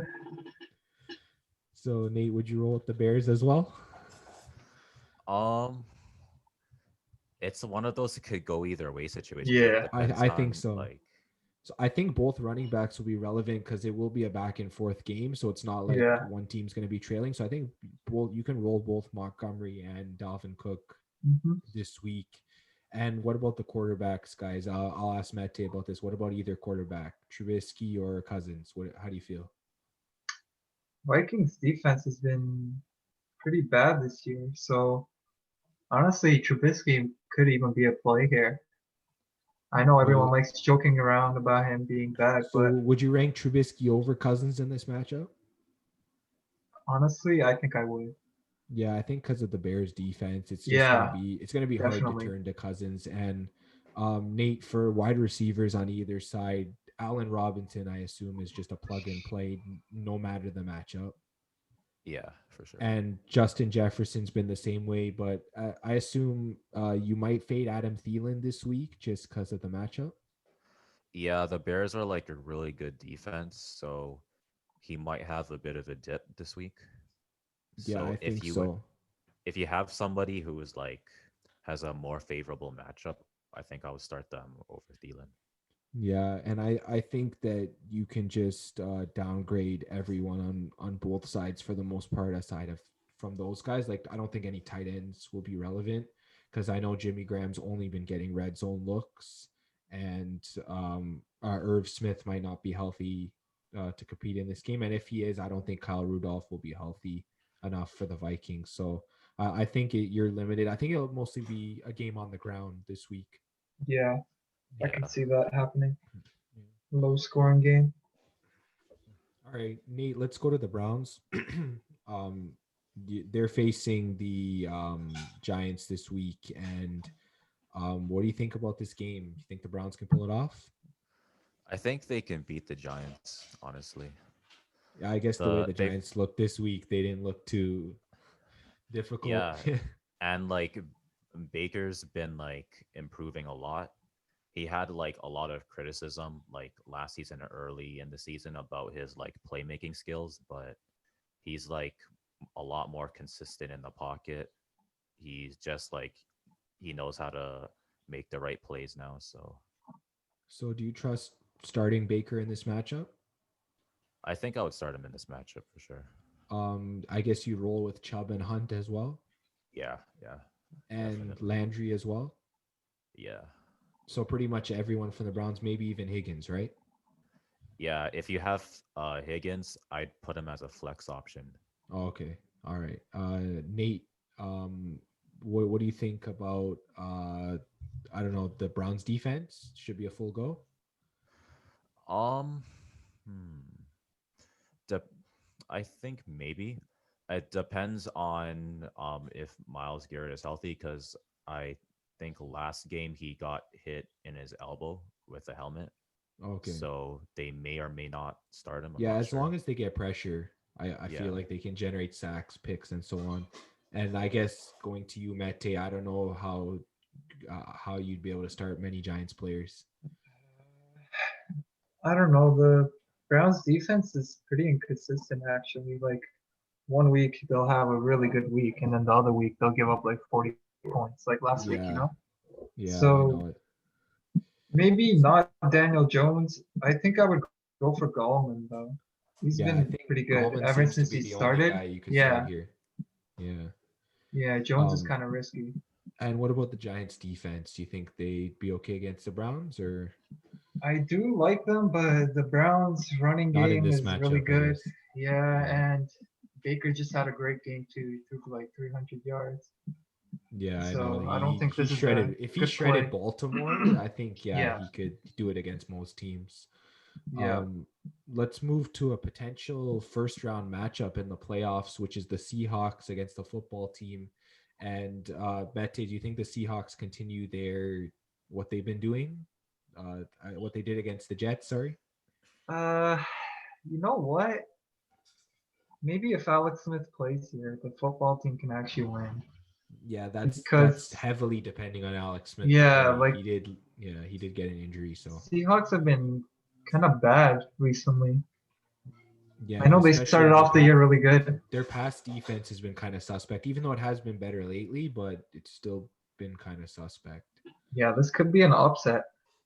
Actually, it could be an upset You're here. calling an upset if Alex Smith plays. Yeah, I think so. What about you, Nate? Um, it's again like one of those like it depends kind of things. I think that one. I think it could be close because the Washington Yeah, I see football it being team, close. ever Mhm. since they dropped their name and became woke, they've been like really good. So Yeah, I don't know. I still see the Seahawks winning this game, even with Alex Smith being in there. I don't think he'll be 100% if he plays. So I just see the Seahawks just turning into sort of a juggernaut going into the playoffs. Their defense has been better, and I think if their Yeah. offense can just catch that spark, that they can go to the next level. So I am taking the Seahawks here, and I'll go to you, Nate, on this. Russell Wilson, plug and play, top 5 quarterback most weeks, yeah, for sure, for sure. and Chris Carson, top 12 running back most weeks. I would say so for most weeks. Yeah. And then wide receivers, Metcalf is like a top 5 option, and Yeah, yeah. Lockett, flex play, would you say, at least? I would put him as a flex. Yeah. Yeah. And I don't think we can trust any tight ends here because Disley and Hollister have been splitting the receptions. No, I wouldn't start any of those two for All sure. right. And then Mete to Washington. Would you start their defense here? No. They do have a good defense, but it's the Seahawks. Their offense is really good. I would not go Yeah. for it here. If they go over 30 points, you'll just be shooting yourself in the foot with starting them. Yeah. Yeah, And they're gonna need sacks. yeah, they need sacks, some type of pressure. If they can get it, they might be a decent play, but you're saying you don't think they're going to be an amazing play. Yeah, the thing with Wilson is even if you flush him out of the pocket, he's just gonna He'll roll throw out on and the make a run, play. Yeah. Yeah. Yep. Yeah. So I guess from this team, who would you start from Washington? I assume that you wouldn't start Haskins or Smith just because of the matchup, or would you? I would go for Smith if he's playing, So like not a waiver Haskins. wire pickup type thing. Yeah. McLaurin, I would play. I think Would you play Logan Thomas has McKissick? been good lately. McKissick? Uh, depends on It's like more like a Gibson. flex option, honestly. Flex Like, option? Yeah, I see that as well. But I he see does catch a he lot of gets the passes. targets from He Smith. could be a If flex. Smith plays, Yeah. he gets the Could be a targets. Yeah. flex. So I think he'd be a flex option, and then I guess I just Yeah. fade the other receivers like Cam Smith and others. Yeah, sorry, Cam Sims or Steven Sims. I'd probably fade those guys. Yeah. yeah. Going to the next game, the Eagles and Cardinals. Jalen Hurts, man, he looks good. I don't know. Is this a new Eagles team, Mete? Yeah. I'm gonna pick them here actually. Yeah, I'm I actually think gonna pick them as well. What about you, Nate? He's looking like the Hurt business right now, so I think he can pull something off. Yeah, all right. We're all taking the Eagles here. Wow. Yeah, that's a first. Yeah. This season. Yeah. I mean, Nate, what do you think about the Eagles offense? Jalen Hurts, is he a must add on the waiver this week? Um, I don't know about must add on the waiver. It depends on like if you have injuries. If you have injuries, then you can start him. But I don't know if I would put him Trust him over yet? anyone you have yet. Yeah. Miles Sanders, top 25 running back now with Hurts at quarterback. Um, I think so. It'll depend on how Jalen Hurts like opens up the offense for him. Yeah, I But see that yeah. as well. And then I just assume that you might be able to start Dallas Goedert, but fade most of the other receivers as it's mostly going to be a rushing offense. Yeah, for sure. Yeah. I guess maybe you could get away with starting Jalen Rager in case this is a negative game script for the Eagles and they have to throw, because Rager has been their top targeted receiver. Yeah. But other than that, he's probably just a low end flex option. Yeah, pretty Um, much. Yeah, Mete, let's go to the Cardinals. And who are you starting here? Probably everyone. The Eagles defense has not been that good. So I would roll Murray. Um I would roll what's his name? Drake. Kenyon Drake. And then DeAndre Hopkins as well. Yep. Yep. And I guess if Christian Kirk plays, would you consider him? No, I wouldn't go for Kirk. Okay, yeah. I think that He's the Eagles inconsistent. defense is very underrated. I feel like that it's been the offense that's been their issue. I don't feel like it's been the defense. So I can see Hopkins being the only relevant receiver, but I think those top three you can start with confidence in this matchup. Yeah. Yeah. The big afternoon game on Sunday is the Chiefs against the Saints, and I'm still taking the Chiefs after what we've seen. I can't fully trust the Saints even with Drew Brees back. I still think Kansas City wins this.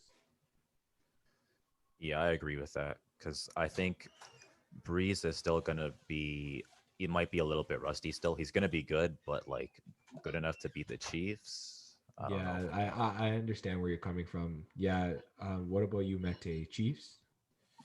If Breeze is playing, I'm gonna go with the Saints actually. Oh, They've got a good you see the defense. Saints bouncing back this week on defense? Yeah. Yeah. I don't know. I feel like the Chiefs have been like really close to losing past couple So weeks, you and think the dam's gonna burst this week and they're gonna like they've almost lost a bunch of games recently, and I think this week is the week they're gonna lose again. Well, If you know the Breeze is ref's gonna playing. come in clutch for them still. All right, Mete, since you like the Saints, who are you starting from the Saints if Breeze is back? You starting Breeze? I'm going Breeze. I'm going Kamara. I'm going Thomas. Could Latavius even go Murray? Cook here. Latavius Murray? Uh, no, I wouldn't go for him. Emmanuel Sanders? He's been pretty inconsistent too. I think those are like When Michael Thomas was out, Traquan Smith was their top receiver, so he might get some looks. I don't know if he'll be enough for a flex option, but I think the big three, along with potentially Jared Cook, since he's always just catching a touchdown. That's what it is. It's just yeah, like 3 catches and a touchdown for like 30 yards every week. yeah. Nate, I'll go to you again for the Chiefs. It's just start everyone as usual. Yeah. Yeah, just If you have them, start them. Yeah, Mahomes, Kelsey, Tyreek Hill, and then maybe Clyde Edwards-Helaire and Sammy Watkins, right? Yeah. Yeah. Sure. All right. Mete, let's go to the Dallas game. And do you see Dallas beating the 49ers this week? You guys are gonna call me delusional, but yeah, I'm gonna pick the Cowboys. Oh, you don't like the way the 49ers looked this week against Washington? Uh, yeah, but Washington is good on defense. That's the thing. Yeah. Well, the 49ers have had a pretty good defense. Just their offense hasn't clicked the way that they want I don't to. know. I feel like with Mullins, their offense is better than Garoppolo. I like Mullins better. Yeah, I guess they're just missing Kittle and some of their other options, but I don't know. I'm taking the 49ers just because they've lost a lot of close games. I don't know. What about you, Nate? I guess it could go either way. Depends if is Zeke starting this week? Yeah, he is. I think If he is, then he might be able to take it, but also depends on like Jimmy as well. So yeah.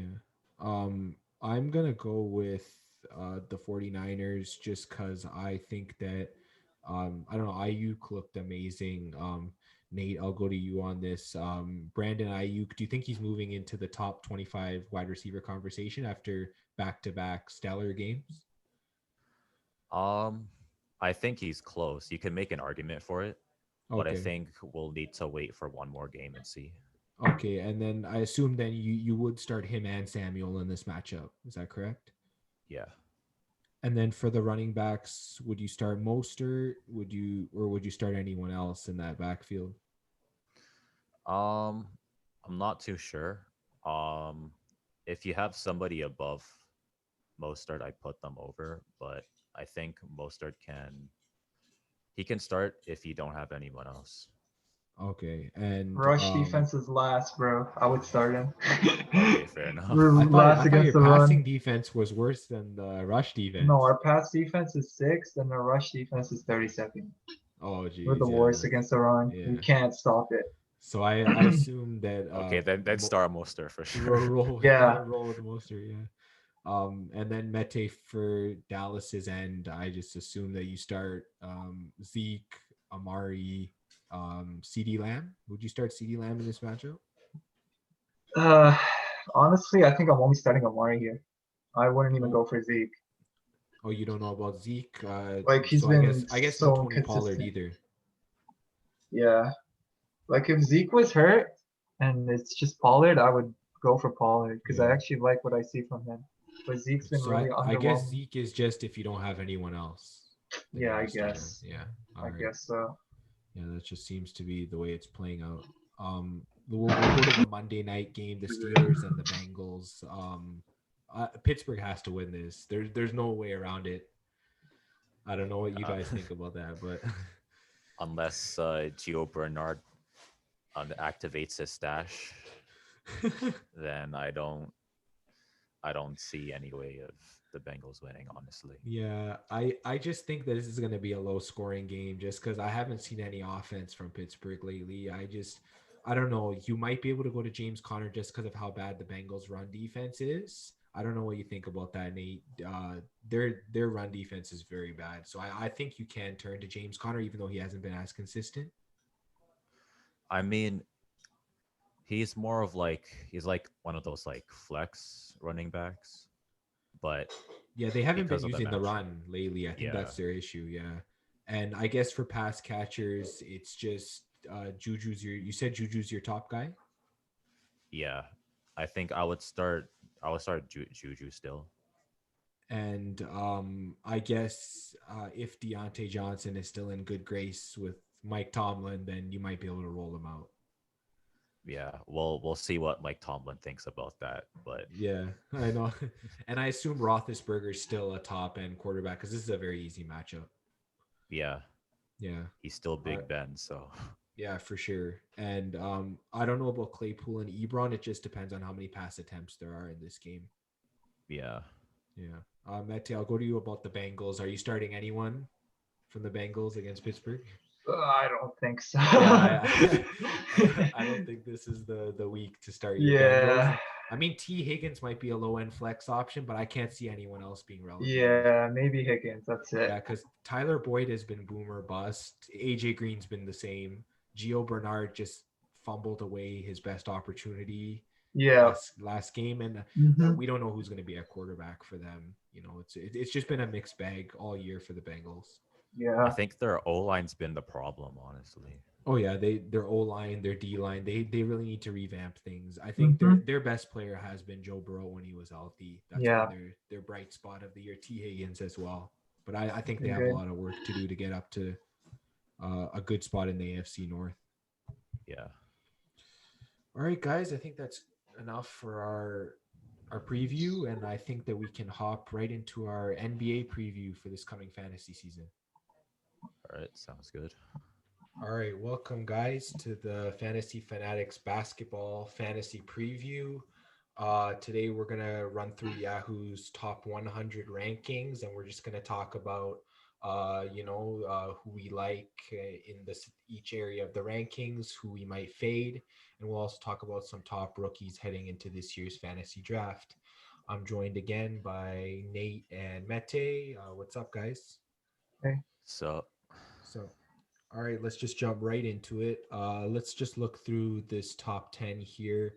There's a lot of good names that provide a lot of fantasy value in 9 category leagues. Let me just start with you, Nate. Who's someone in this top 10 that you're really high on going into this season? um, there's like two players I was thinking about. I think Giannis and Jokic. Jokic is very versatile, especially for a center, Mhm. and he has a lot of assists. I think top. He might be top 10 or just outside the top 10 for assists, and he's a center, so that's like really good. And Yeah. then Giannis, he's basically like a force. So Mhm. he gets like a bunch of points, a bunch of rebounds. I know a lot of people have been criticizing him for his shooting, but his shooting was actually not bad for him specifically. I think this is like one of his last year was one of his better years for shooting actually. So I Mhm. think if he keeps going with that momentum, even if he gets like average 3 points, he's gonna be like really high value. So yeah, Yeah, for sure. I can definitely agree with that. Giannis being the MVP last year, I think he'll just continue to progress. He just signed an extension to stay with Milwaukee, so I Yeah. feel like he'll just continue to grow into his role there. Mete, let me get to you. Who are you high on in this top 10? For my top 10, I picked Carl Anthony Towns. I think he's really good. Like he scores a lot of points, rebounds. He even gets assists, gets blocks, steals. He does everything, man. I think he's a really good pick, especially if you're in a keeper league. I think he should Yeah, be for like a sure. top So five you pick for you could sure. see him potentially being one of the top two finishers this year in fantasy. Yeah, I Yeah. think he's got that All right. potential for sure. All right. What about someone, Meti, that you might fade a little bit? You know, they might be in the top 10, but maybe you might not take them right near the top, or you might fade them even outside the top 10. This one was a bit harder because like the players in the top 10 are pretty good, but I picked Curry because he's fifth right now, and it was like Nathan said, he's high on Giannis and Jokic, and Giannis and Jokic were behind him, and I think I would go for Giannis or Jokic over Curry. Like I have nothing against Curry, it's just like where he's ranked for me. Yeah, I feel like that he might take time to adjust coming off the injury, and yeah. yeah, I don't know where he's going to. Yeah, Nate, you want to say something? I was just gonna say like I was thinking about Curry as well because his like in his like because of his injury. So Hmm. now I think he's like official. Well, he's been injury prone, but like now it's like even more so, right? Yep. Yeah. Is there anyone else you might think of fading, Nate? I was thinking about Devin Booker, mainly Hmm. for the reason I'm going off the assumption that for your top player, you want someone who can do everything. Hmm. Like you just plug him in and he'll just get stats for you. Fill all the And categories. Yeah. Yep. yeah, like Devin's like one of the best scorers in the league, but I don't think he has enough versatility to do that to just fill up categories. So Yeah, for sure. I totally get where you're coming from. Also, the addition of Chris Paul might take away some of his stats in other areas, you know? yeah, exactly. Yeah. All right. Let me go right back to you, Mete. I'd say between 11 and 25, who's someone you're high on in that area of the draft? I have LeBron as my player I'm high on because it's LeBron. You know, he should be a top 10 pick. He's like the best player so in the world. So you think him Honestly, not his going in the top versatility 10 just is makes a him top mistake, 10. eh? Huh? Sorry. Sorry, go ahead, Nate. Oh, I was just gonna say like just his versatility alone just makes him top 10. Yep. He's the most versatile player in the NBA right now. Yeah, so Definitely. I think I guess for him to be outside the top 10, that must be a crime in fantasy. People should be reaching for him, is what you're saying. Yeah. Yeah. You can He's plug worth him it. into four positions. That already says a lot. Yeah. Oh yeah, he has four position eligibility this year. Yeah, Hmm. that's gonna really increase his draft stock. Wow, he can play positions 1 to 4. That's amazing. All right, Nate, who are you high on in this section? Besides, you might be high on LeBron as well, but besides LeBron, who else are you high on? I picked KD and I put Westbrook with an asterisk, and you'll see why after my lower. But basically, KD's still one of the best scorers in the league, in my Hmm. opinion. Like, yeah, he got COVID, but I think that if he can shake off the rust, he's gonna prove that he's still one of the best scorers in the league, basically. Hmm. And you think And the same for Westbrook? for Westbrook, like he's basically like a walking triple double still. Yep. And like his only weakness is shooting, but he scores so much that I think it can make up for it if you draft a lot of good shooters around him. Okay. Gets And a lot of turnovers too, yeah, Westbrook. Yeah. Nate, you said Yeah. you're lower on someone. Who was that person? So that person was Ben Simmons. So you're gonna see why. It's like, why would I pick Westbrook and then pick Ben Simmons because they both have bad shooting? I Hmm. think Ben Simmons he's actually really versatile and he's a good defender. He's the leader for steals this season with I think 2.1 steals, so that's like really good. But he's had like poor shooting for a while now, and his I think he's only averaging like 16 points a game. So Hmm. for like a franchise player, that's kind of like I don't know. I feel like he should be a little bit lower than like 25th because of that. Okay, that's understandable. I think he's taken early, I guess, because of name value, essentially. Yeah. All right, Mete, who's someone that you're lower on in the top 25? I'm low on John Collins because I just don't believe he should be a top 25 pick. Like he's got potential for sure, but there's like better picks that you can get with your top 25 pick other than John Collins, I believe. Yeah, I guess Atlanta's also got a lot of firepower now, so Yeah. to spread the ball around to everyone, Collins might not get all the looks Hmm. that he wants, in that offense. Not that he's not a good player; he's an amazing Yeah. player, but it's just the offense. There's too many bodies, too many mouths to feed, essentially. Yeah. Um, Rolling into the top 50, I'd say in that 26 to 50 range, Mete, who's someone that you're high on there? I had Zion because he's like the first pick last year. He only played like 20, 30 games last year, and he showed you what he could do, you know? He can do everything, and I believe he's going to be a really good player. So fantasy wise, what can we expect from him? What categories is he gonna fill? Points, rebounds for sure. His assists aren't too bad. He can play defense too. He'll get like blocks and steals. And like I'm hoping he'll take a leap with his shot. It wasn't too bad, but if he improves it, it's Hmm. just better for him. More All stats right. he can fill. Yeah, that seems like something that can happen. Zion could take the next step and prove maybe even jump into the top 25. Is that what you're thinking? Yeah. Yeah. Like I would take him over John Collins for sure. Oh, okay. Yeah. All right. Nate, who are you high on in the top 50 players? I had three players. I think I put Pascal, John Morant, and Levine. Hmm. Uh, John Morant because like this, it's his first season and he's already like 17 points, a bunch of assists. That's like really good for a rookie. So I think if he takes the next step, he could really increase his value. Hmm.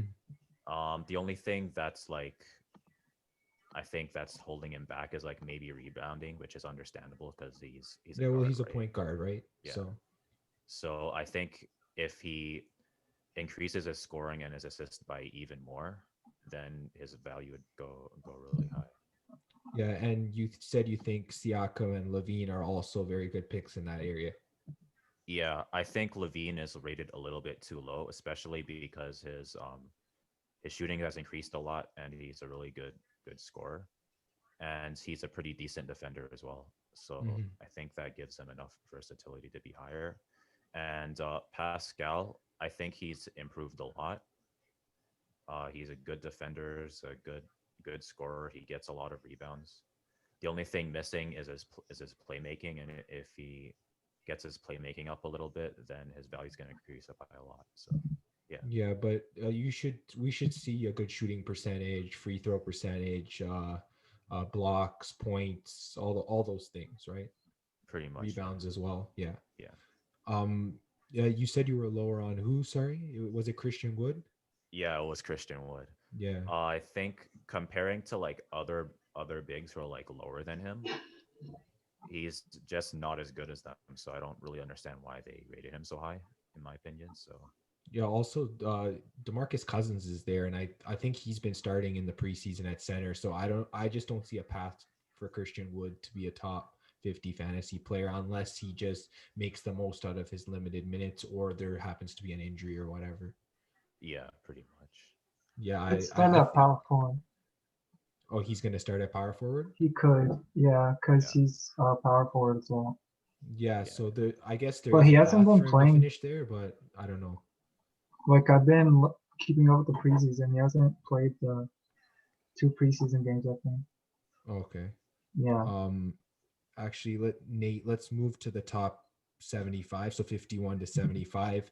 Who are some players that you're higher on there? Maybe one or two players. Um, I think two players that I really liked. I like CJ and DeRozan.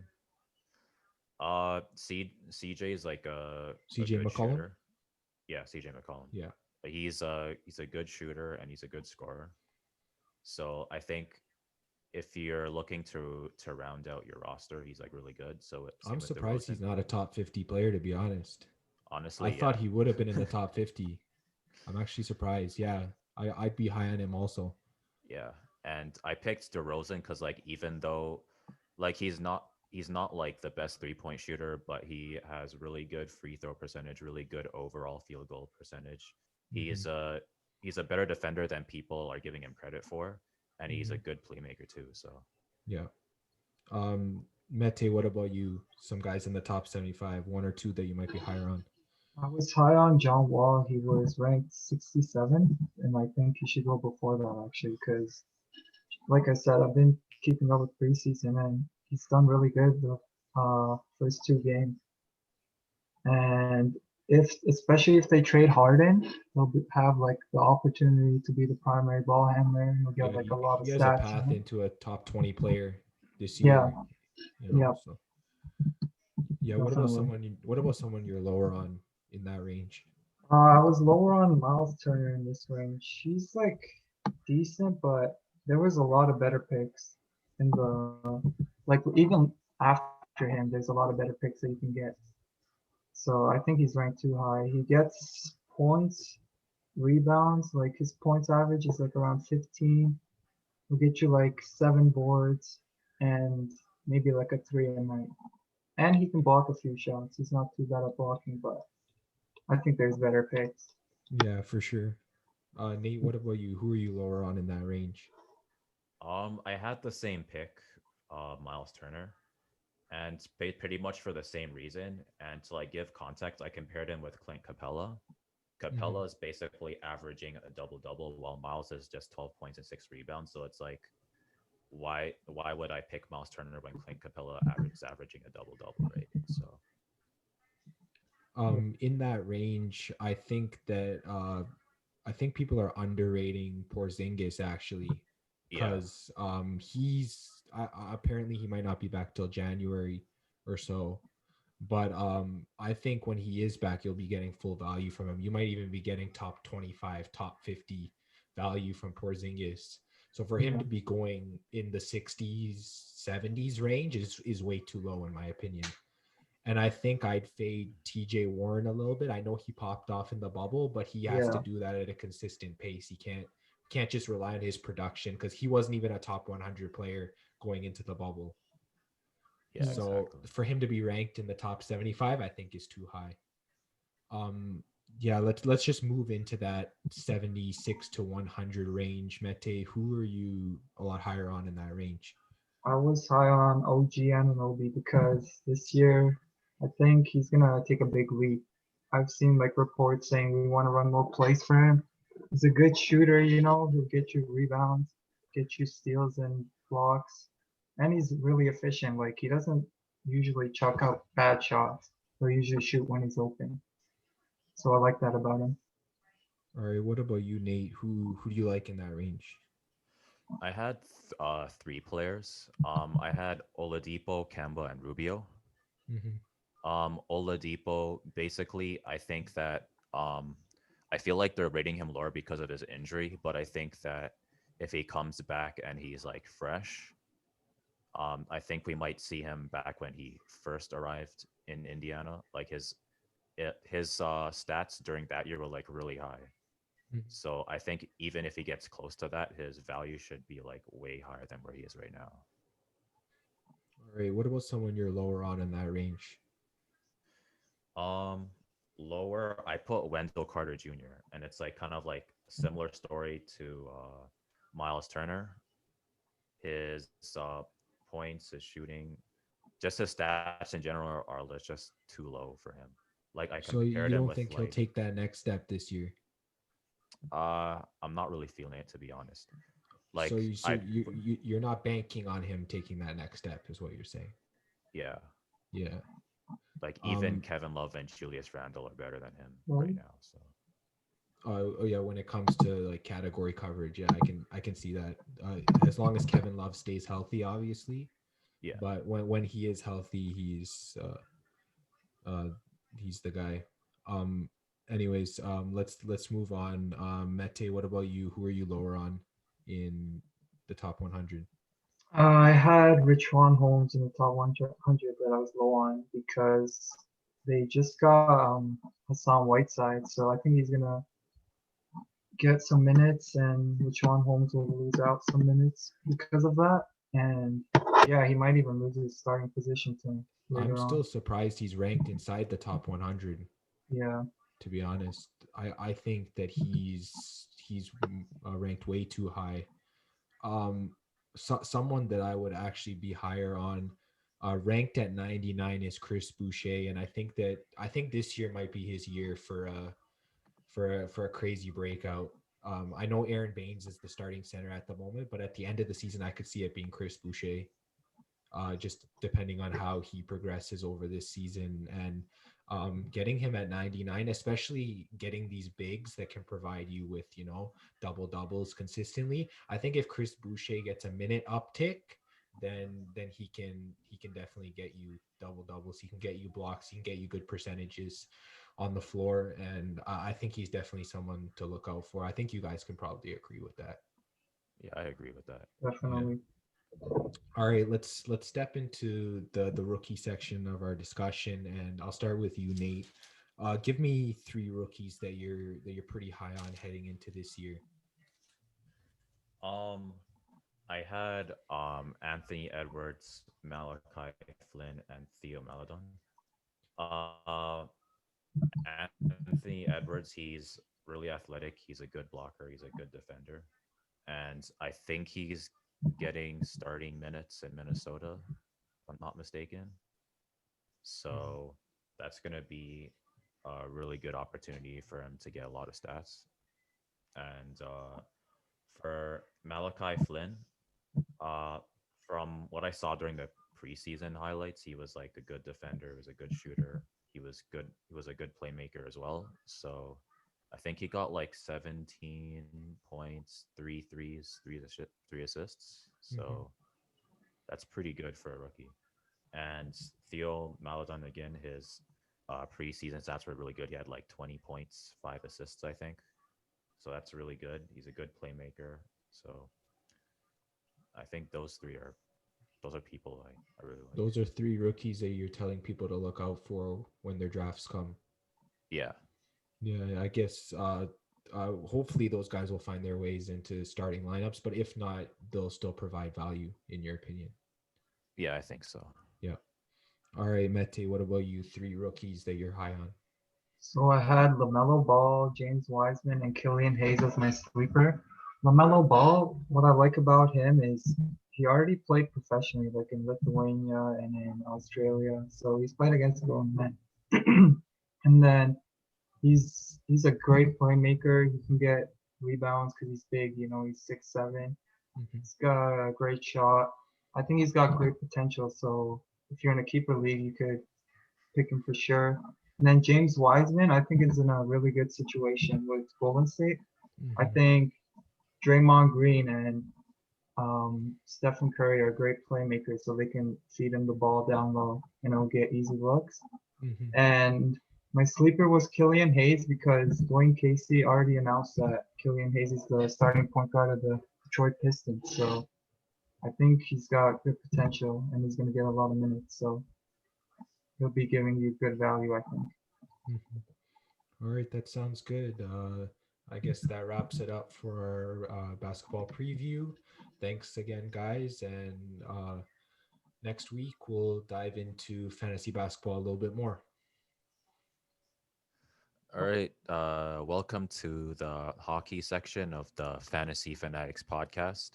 I'm the host. My name's Nathan, and I'm interviewing our hockey expert, James Kumar. Hey, Nate, thanks for the introduction. It's nice to be able to talk to you about some hockey. We hear the announced date for the start of hockey is it's presumed to be January 13th, so I'm excited for the NHL season to be back. And yeah, let's go ahead. Let's preview potential divisions and what they mean for fantasy hockey. All right. So the first one I want to talk about is the Canadian division.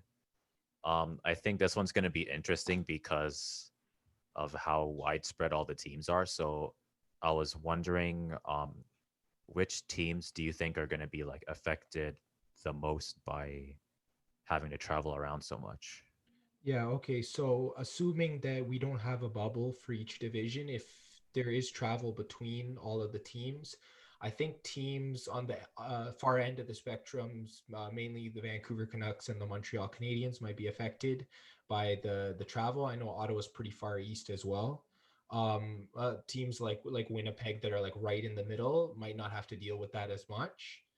And I mean, if they're in a bubble, then I guess that evens the playing field, but that division is it's very wide open.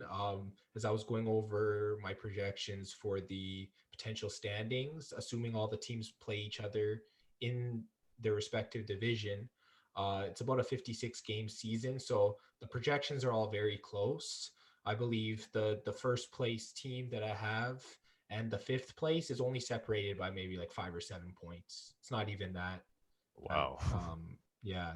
All right, that sounds pretty good. So, is there any teams that you're favoring, or is there any teams that you think Yeah, is going to do okay? I'll go over my projected standings just now.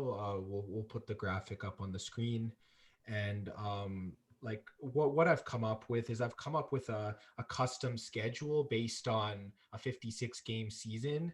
With the Canadian division only having 7 teams, it will mean that some teams might play other teams more or less, depending. Maybe 9 games, maybe 10 games. It just depends. And we don't Right. have a schedule yet, so it's just a projection.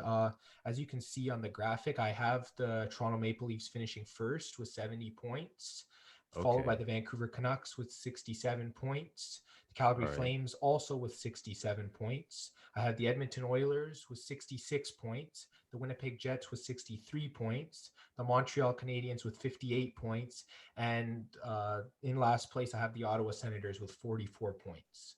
And yeah, like I said, the Leafs all the way down to the fifth place Jets.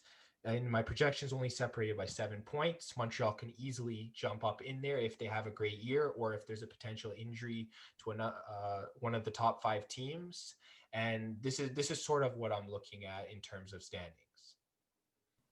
All right. So sounds good. It's gonna be a back and forth kind of season for the Canadian division. Oh yeah, absolutely. I just think the matchups are going to be close. Things can go any which way because these teams will be playing each other over and over compared to a regular season where you spread out your games among other of the 31 different teams in the league.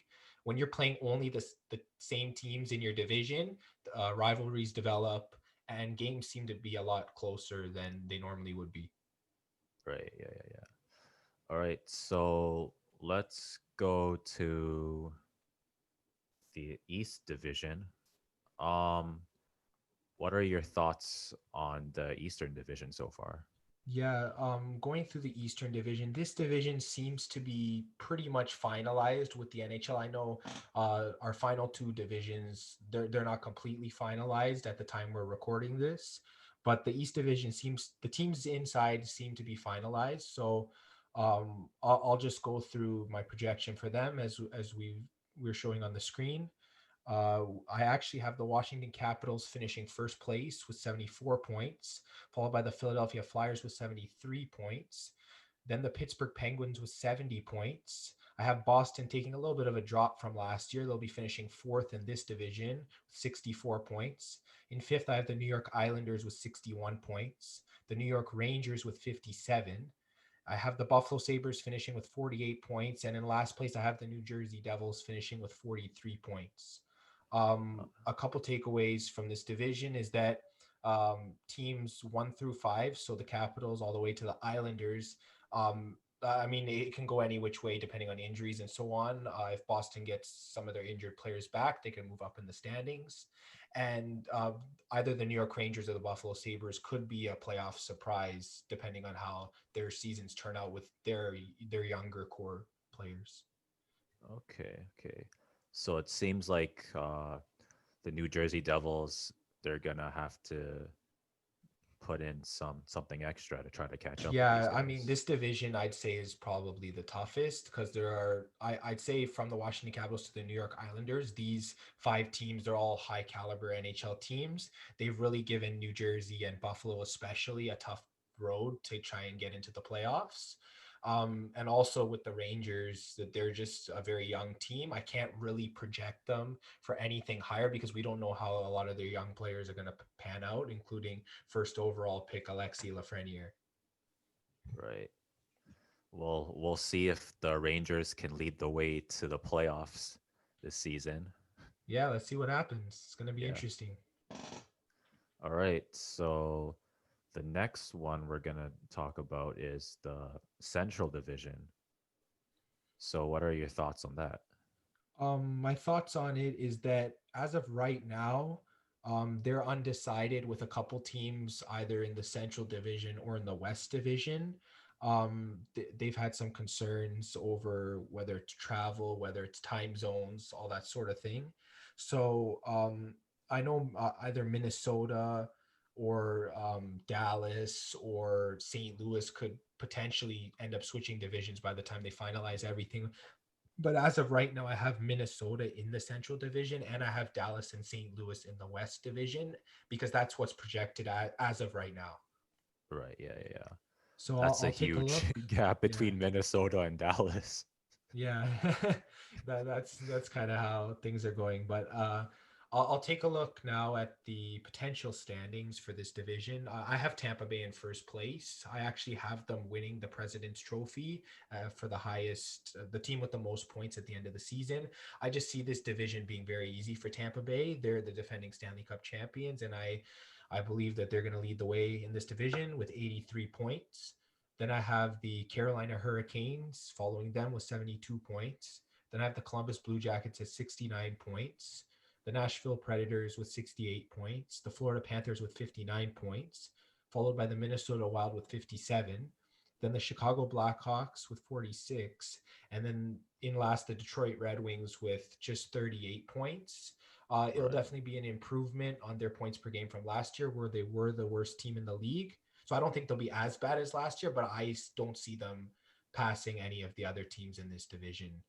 Just the way that it's shaping out over this 56 game season. Right. Well, I think any improvement's better than nothing. Oh yeah, for sure. And I think that both Tampa Bay and Carolina will be the two clear best teams in this division, with Columbus and Nashville, mixing it in, just depending on Columbus definitely getting scoring and Nashville definitely hoping to improve on their goaltending this year. Right, right, right. All right. So we'll go to the West Division now. And what are your thoughts on that? The West Division, it's actually with some of these moves that they've made, switching teams in and out of this division. The way it's projecting is actually looking like a pretty top heavy, tough division. So, uh, like I'd say the top four teams I'm projecting in this division are legitimate Stanley Cup contenders. I have, as you can see, the Vegas Golden Knights leading this division with 76 points, and I also have St. Louis tied with them at 76 points. Um, Okay. I have the Colorado Avalanche in third with 72 points. The Avalanche can easily be first place in this division, just depending on how things shake out. But this is how I see it. I see Dallas at fourth with 68 points. They just went to the Stanley Cup Finals this year. So all those four teams have top level caliber teams. And then it takes a little bit of a drop. There's about an 11-point drop in my projection down to the San Jose Sharks, who I see as a bounce back team. They had so many injuries last year. They should be a lot healthier this year. I see them with 57 points, followed by the LA Kings at 50 points.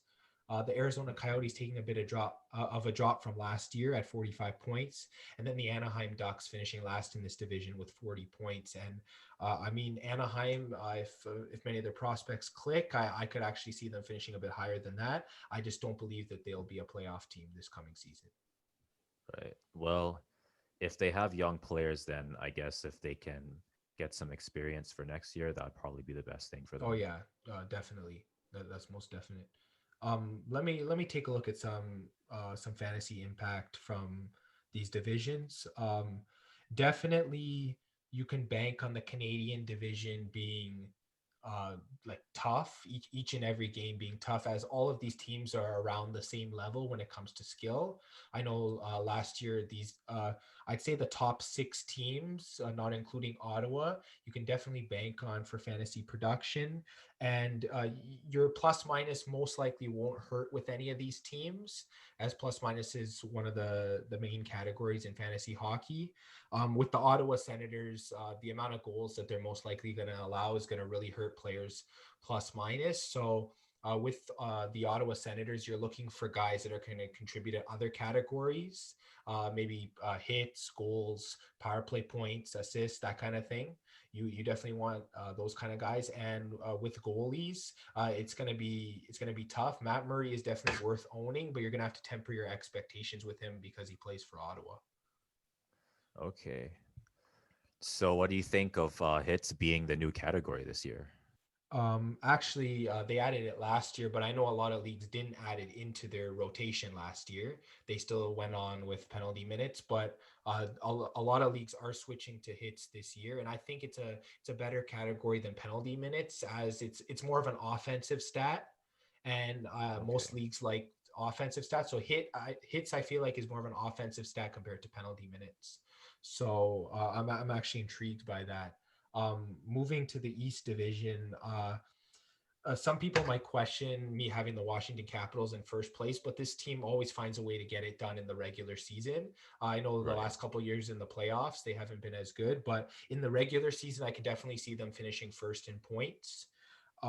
Fantasy wise, I'd say anyone from the New York Rangers and up, you should be okay in terms of plus minus drafting them, because I'd see a lot of these teams having more wins than losses, which means that plus minuses will generally be better on these teams. Buffalo, it's tough to say because in past seasons, the plus minuses for players have been really bad. And I guess New Jersey, if you're punting the plus minus category in your league and you're looking to win other categories, then I think you'd be okay drafting some players from New Jersey. But if you're really relying on plus minus as one of the categories that you want to win with, then I definitely avoid a lot of New Jersey's players as they're going to most likely be heavy in the minus this year. Right, right, right. It seems like if you want plus minus, then you're gonna want players from a top contending team this year. Yeah, that's usually what you look for, these top teams. Teams you know that are going to finish top three in their division, like that. That's what you want to go for. If you're really banking on that plus minus category as one of your top categories this year in fantasy hockey. Let's look at the Central Division with Tampa Bay. And Tampa Bay is one of those teams where you can draft players from even their third line a lot of times because they'll contribute. I know their third line guys like Barclay Goodrow and other guys, like Pat Maroon and others that contribute on hits. They'll give you a good plus minus, might chip in a few goals, few assists. They might not get the power play time, but if you're looking to bank on some of these other categories like plus minus, you'll be drafting a lot of Tampa Bay players coming this draft season. Yeah, any one of those top three or four teams you can usually bank on for a good plus minus.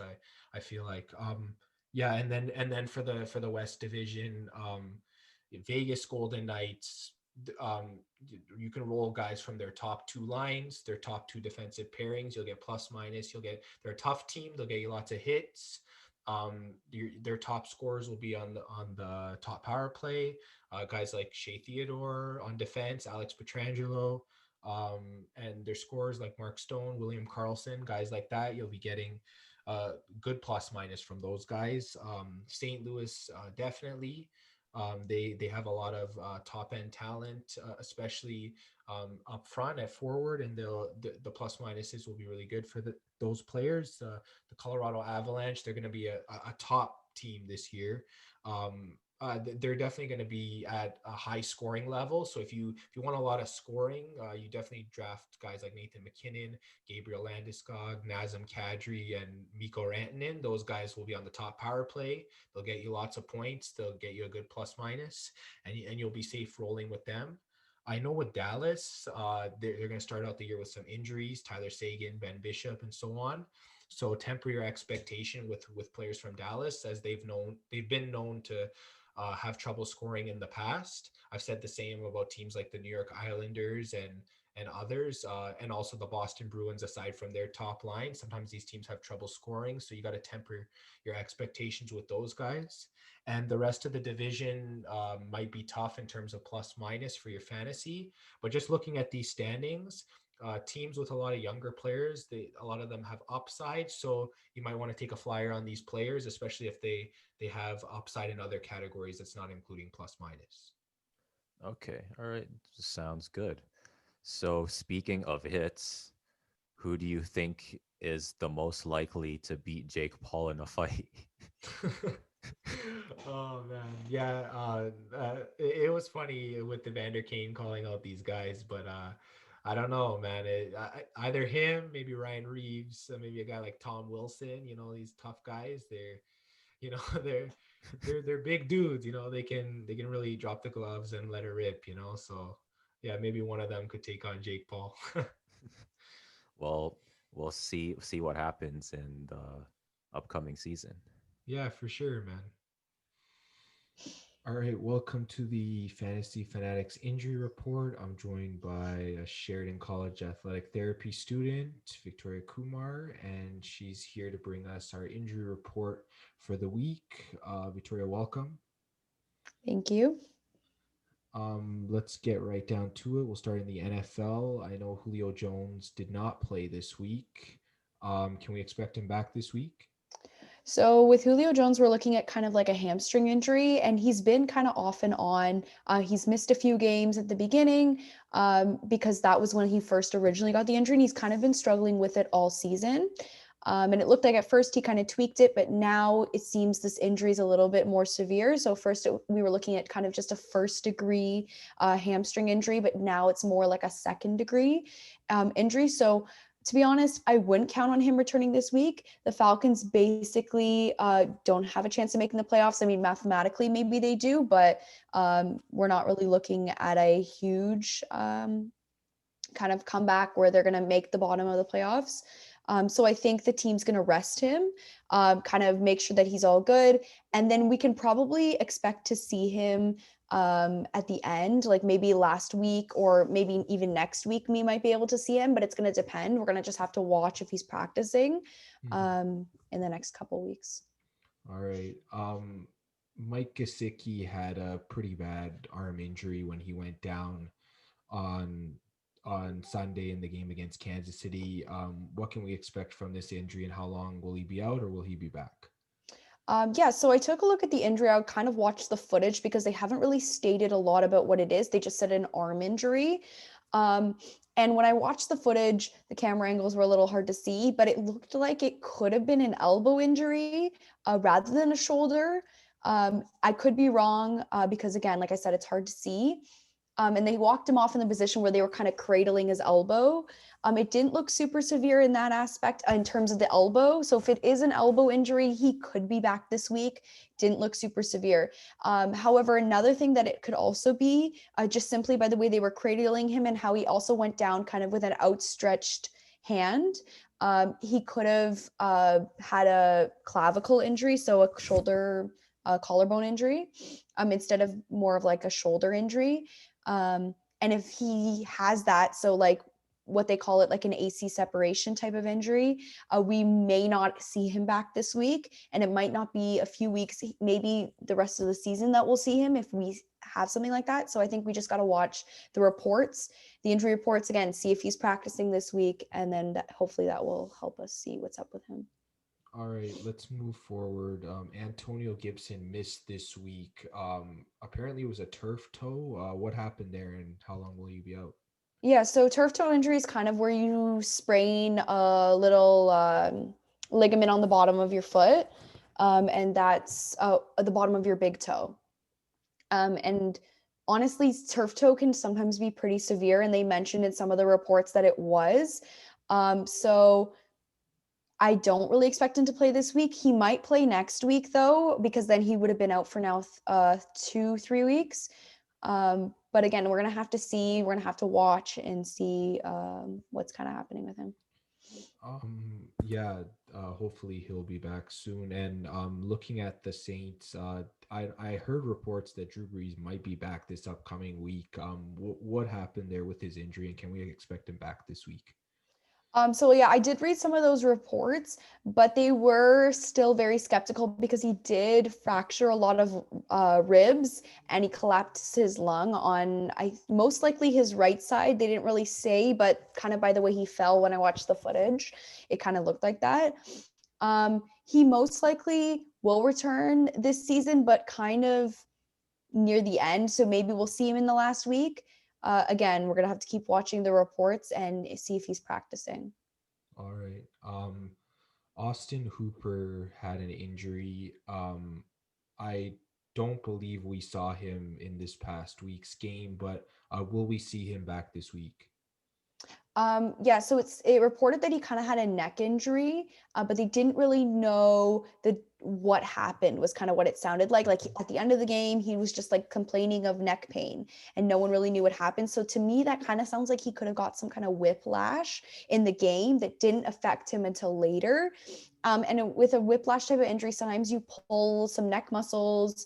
And so it's all about if he has full range of motion of his neck, which is important while playing, because he is a tight end. He needs to turn his head fully and his neck fully without any pain. And so we're going to have to just watch and see, again, if he's practicing throughout the week after the trainers assess him for his range of motion, his strength, and his level of pain. All right. Will we expect Christian McCaffrey back this week? I know he had another injury setback. What can we expect from him? To be honest, Christian McCaffrey's had a lot of injuries this year. He had that high ankle sprain in week 2, and he was out for a few weeks. And then he had that shoulder injury again, and he didn't play last week because he tweaked his quad.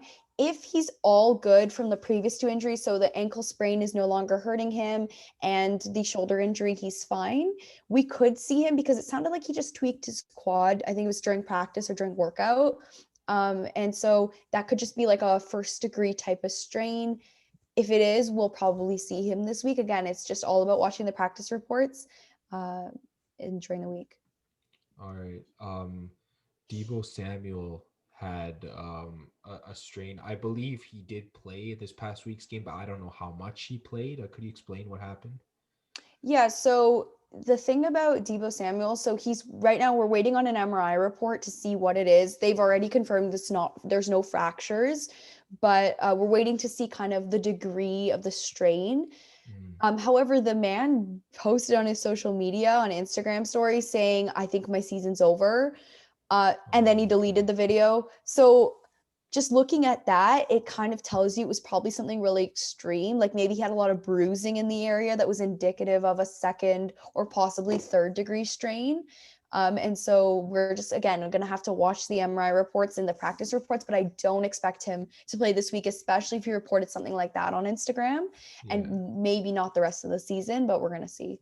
So going back to our preview of this coming week, if Deebo Samuel is indeed out for the season, then Brandon Ayuk becomes the number 1 receiver for that team, and he should see a lot of receptions in that game. Moving to Matthew Stafford, what's this injury looking like? So I kind of took a look at it. It looks like it's the left side. It doesn't look like a rib fracture, to be honest. It looks like he just got banged up. So he might have like kind of a rib type of what's the word for it? Like a bruising, kind of like a rib contusion, that kind of thing. Because it wasn't like a direct hit like Drew Brees, like we talked about, had, and then he had rib fractures. It looked kind of like he kind of fell in like a weird kind of like closed accordion position is what the announcers were calling it. And he got all folded up. So he might have bruised it. He may miss this week. Again, it's all about watching reports, but I expect he's going to be back next week unless there's something on the x-rays that says otherwise. All right. Yeah, hopefully he will be back this week. What can we look at for Daniel Jones, because he was taken out of this game? So I watched some of the reports the coach had released for this week, and he is practicing. He's practicing pretty much in full. He's able to protect himself in the pocket was one thing that the coach really wanted to see out of him. And so because of that, we will probably see him this week if they can kind of guarantee that if he's going to get sacked or hit while trying to throw, that he'll be okay. Okay. Is kind of what the coach wants to see. And if so, he will play this week. If not, it's going to be next week. Like we're going to expect him back afterwards. All right. What about Joe Mixon? He's been out for a while. Can we expect him back at any time soon? Joe Mixon, to be honest, if I were the coach, I wouldn't put him in at all for the rest of the season. We haven't seen him since week 6 due to a midfoot sprain, and just kind of a quick explanation of a midfoot sprain and why that's pretty severe, because most people are like, well, like turf toe, like, come on, he must be fine. Well, turf toe is a little different, and that's actually a different part of the foot. But anyways, midfoot sprains have to do with spraining ligaments that actually hold up the arc of your foot. So that's like spring ligament or the long and short plantar ligament. And these kind of, if you don't rehab them properly, it can affect kind of just your life in general, like walking, running, because they need to maintain that arc in your foot. And so these need long rehab times. There are a lot of pain, a lot of swelling with these. And so probably the first like few weeks, he was just on bed rest. And then now he's probably gotten back into working out. But again, the Bengals are at the bottom. I don't really expect the coach is going to put him in. They don't really have a chance of making the playoffs. Yeah, it doesn't make sense for them to do that. Might as well just rest him and get him ready for the Yeah, next I season. think so as well. Brandon Cooks did practice this week, but he was ultimately ruled out for the game. Can we expect him back this week? To be honest, it was just like neck soreness. Didn't sound super severe on some of the reports that I read. And so we just, again, have to listen on and if he's practicing this week, and that will kind of tell us. All right. And then for Patriots back, Damian Harris, he had some kind of, I don't know, they said it was a back injury. What did you see from it? So I kind of watched the footage on it. It looked like some kind of shoulder bump, but it was very hard to tell because the camera angles, again, he kind of just fell right where the QB was in the pocket. It could be just something like a simple contusion. I honestly wouldn't be too worried unless he doesn't practice this week. Okay. Other than that, he's All probably right. going to play. All right. That sounds good. And Alex Smith, people have been questioning whether he's going to get the start this week. What did you see from the injury? So he had kind of a right calf strain. If he practices this week, he will play. I don't know the severity of his calf strain. But again, it could be just something pretty small, just something he pulled in the moment. He could have even gotten something like Charlie horse that kind of was bothering him during the game. So I wouldn't expect too much again, unless he doesn't practice this week. Yeah. Let's talk about the Chargers wide receivers. I know Mike Williams didn't play this week, but Keenan Allen did, and both of them are rostering injuries. What do you see with these two receivers? Yeah, so Keenan Allen, we'll start with him first. He had a hamstring injury, and he kind of played a limited practice as reported yesterday.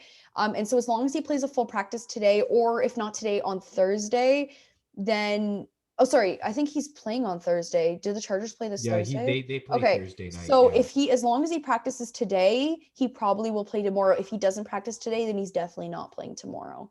Because again, it's a really short week. Yeah. What about Mike Williams? Mike Williams, he kind of had a back injury. There was no really description of what it is, so we don't know to what degree. We don't really know a lot about it. And so the severity could be really anything. And so again, if he practices this week, he probably will play. If we don't see him practicing, it could just because it's a short week, and then we might see him next week. All right. What about with Kenny Golladay? So yeah, he had a hip injury. A hip injury could be a number of things. Most likely, most hip injuries are some kind of hip strain or sprain. Since he has not practiced yet, it is most likely a second-degree sprain. And so he'll probably be out this week as well. Okay, so we most likely can expect him not to play. All right, let's go back to the Miami Dolphins with Devontae Parker, and he left this game really early. What did you see from this injury? So they reported it was a hamstring strain. I couldn't find any footage on it. It was very hard to see. And it might have been something, he didn't look like he was part of the hits in the first few plays. But again, I just couldn't find much footage on it. But he was pulled from the game. And again, it's all about if he practices this week. He could be back if we see him practicing. Okay. And then the three main guys that were on the COVID protocol this week, Gaskin, DJ Moore, and David Johnson, which ones can we expect back and which ones would you not see? So first, I'm just going to kind of break down the COVID rules for people that don't really know what the COVID rules are surrounding the NFL and kind of what happens if you test positive, what happens if you test negative, and that kind of thing. So any player that tests positive for COVID-19 or comes in close contact with someone else who's tested positive is placed on that COVID-19 reserve that you often see, and they're removed from the active roster. So if you just came into close contact with someone, then normally they will get you a test. The test comes out negative. You need 2 negatives to confirm it. And then they're going to monitor your symptoms for the next few days, and then you're good to play. They'll put you on the active roster. However, if you came into close contact, or again, if you tested positive, and you first of all have no symptoms, they're going to make you kind of rest for 10 days, stay in quarantine for 10 days, and then they're going to retest you to see. And then when they also retest you and put you back on the active roster, let's say you test negative again, then you test negative now and you previously tested positive, you have to not be showing symptoms for 72 hours before they will let you play and put you back on the roster. So kind of understanding these protocols, we'll first look at Myles Gaskin because he was put on the COVID reserve just before their week 14 matchup and he's now quarantining. It is unlikely he'll play. They didn't really state if he was positive, but by the sound of quarantining, it sounds like he did test positive. And so he's unlikely to play this week because again, he has to quarantine for those 10 days. But maybe next week, if he tests negative and doesn't show symptoms for 72 hours, he will play. Then DJ Moore, reports say that he is likely to be removed from the COVID list, but since he hasn't practiced since week 12 due to that previous ankle injury that he was out for, it's kind of unlikely to see him play unless, again, he practices this week. And then about David Johnson, so he was placed on the list due to close contact, not due to a positive test. Most likely he'll test negative. Again, we don't know, but we can assume that he will. And so he will probably be back this week. All right, that sounds good. I think that wraps it up for the NFL injuries. We are doing an NBA. We already did an NBA preview, and we want to talk about a few injuries going from last season to this season, and also some injuries that have been sustained recently. Steph Curry, I believe he looks good. Is that correct? Is he ready to go for the season? Yeah, so he broke his hand, I think it was last October, and then he had surgery for it. He broke one of his, the metacarpals, the one in his second finger. And so he's had surgery. Again, he's been out for a year. He's ready to go. They've already reported it. And so you can pick him up in your fantasy. You can draft him if you haven't done your draft already. He's good.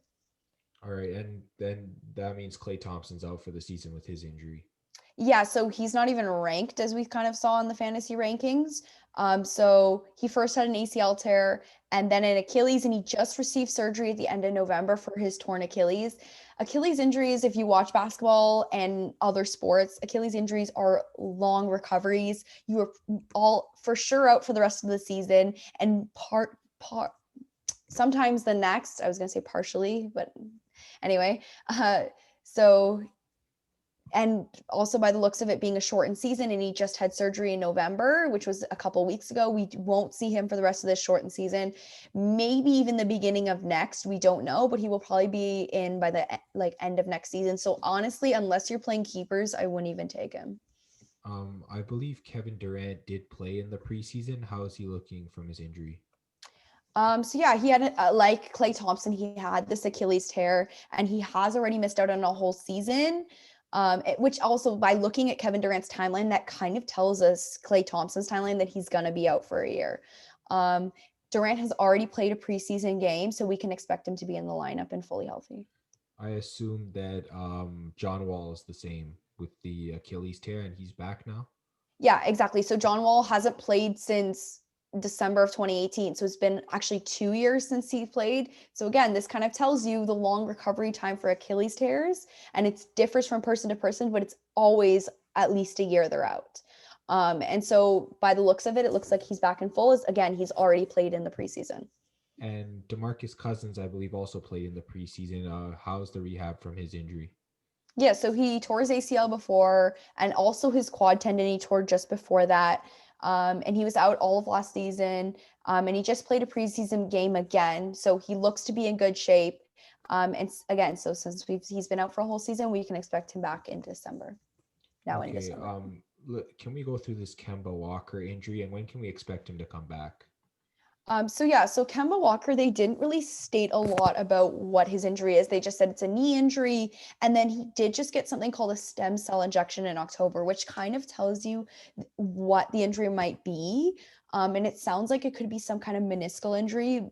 They often will do a stem cell injection. So because the way that your meniscus, which is the padding between your two leg bones, that's what a meniscus is, it absorbs nutrients through that joint fluid that's between your two leg bones. And so by giving him that injection, they're trying to get the meniscus to absorb these stem cells and use them to rebuild, probably most likely a meniscus tear.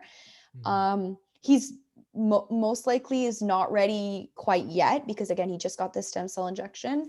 I would say January, maybe beginning of February is when we'll start to see him. And again, it's all about watching to see if he practices and just watching the reports. All right, sounds good. What about Ben Simmons? How is he heading into this season?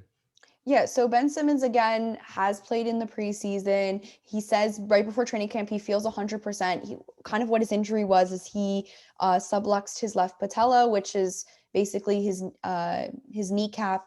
It dislocated and went back in is what a subluxation is in the August playoffs. But he says again he feels 100%. He had surgery for it, so he shouldn't really miss any games this season for that. Okay, let's go to Jaren Jackson Jr. and what kind of injury timeline is he looking at? So he tore his meniscus in the bubble in July. Most likely he will not start yet, but again, partway through the season, we might see him.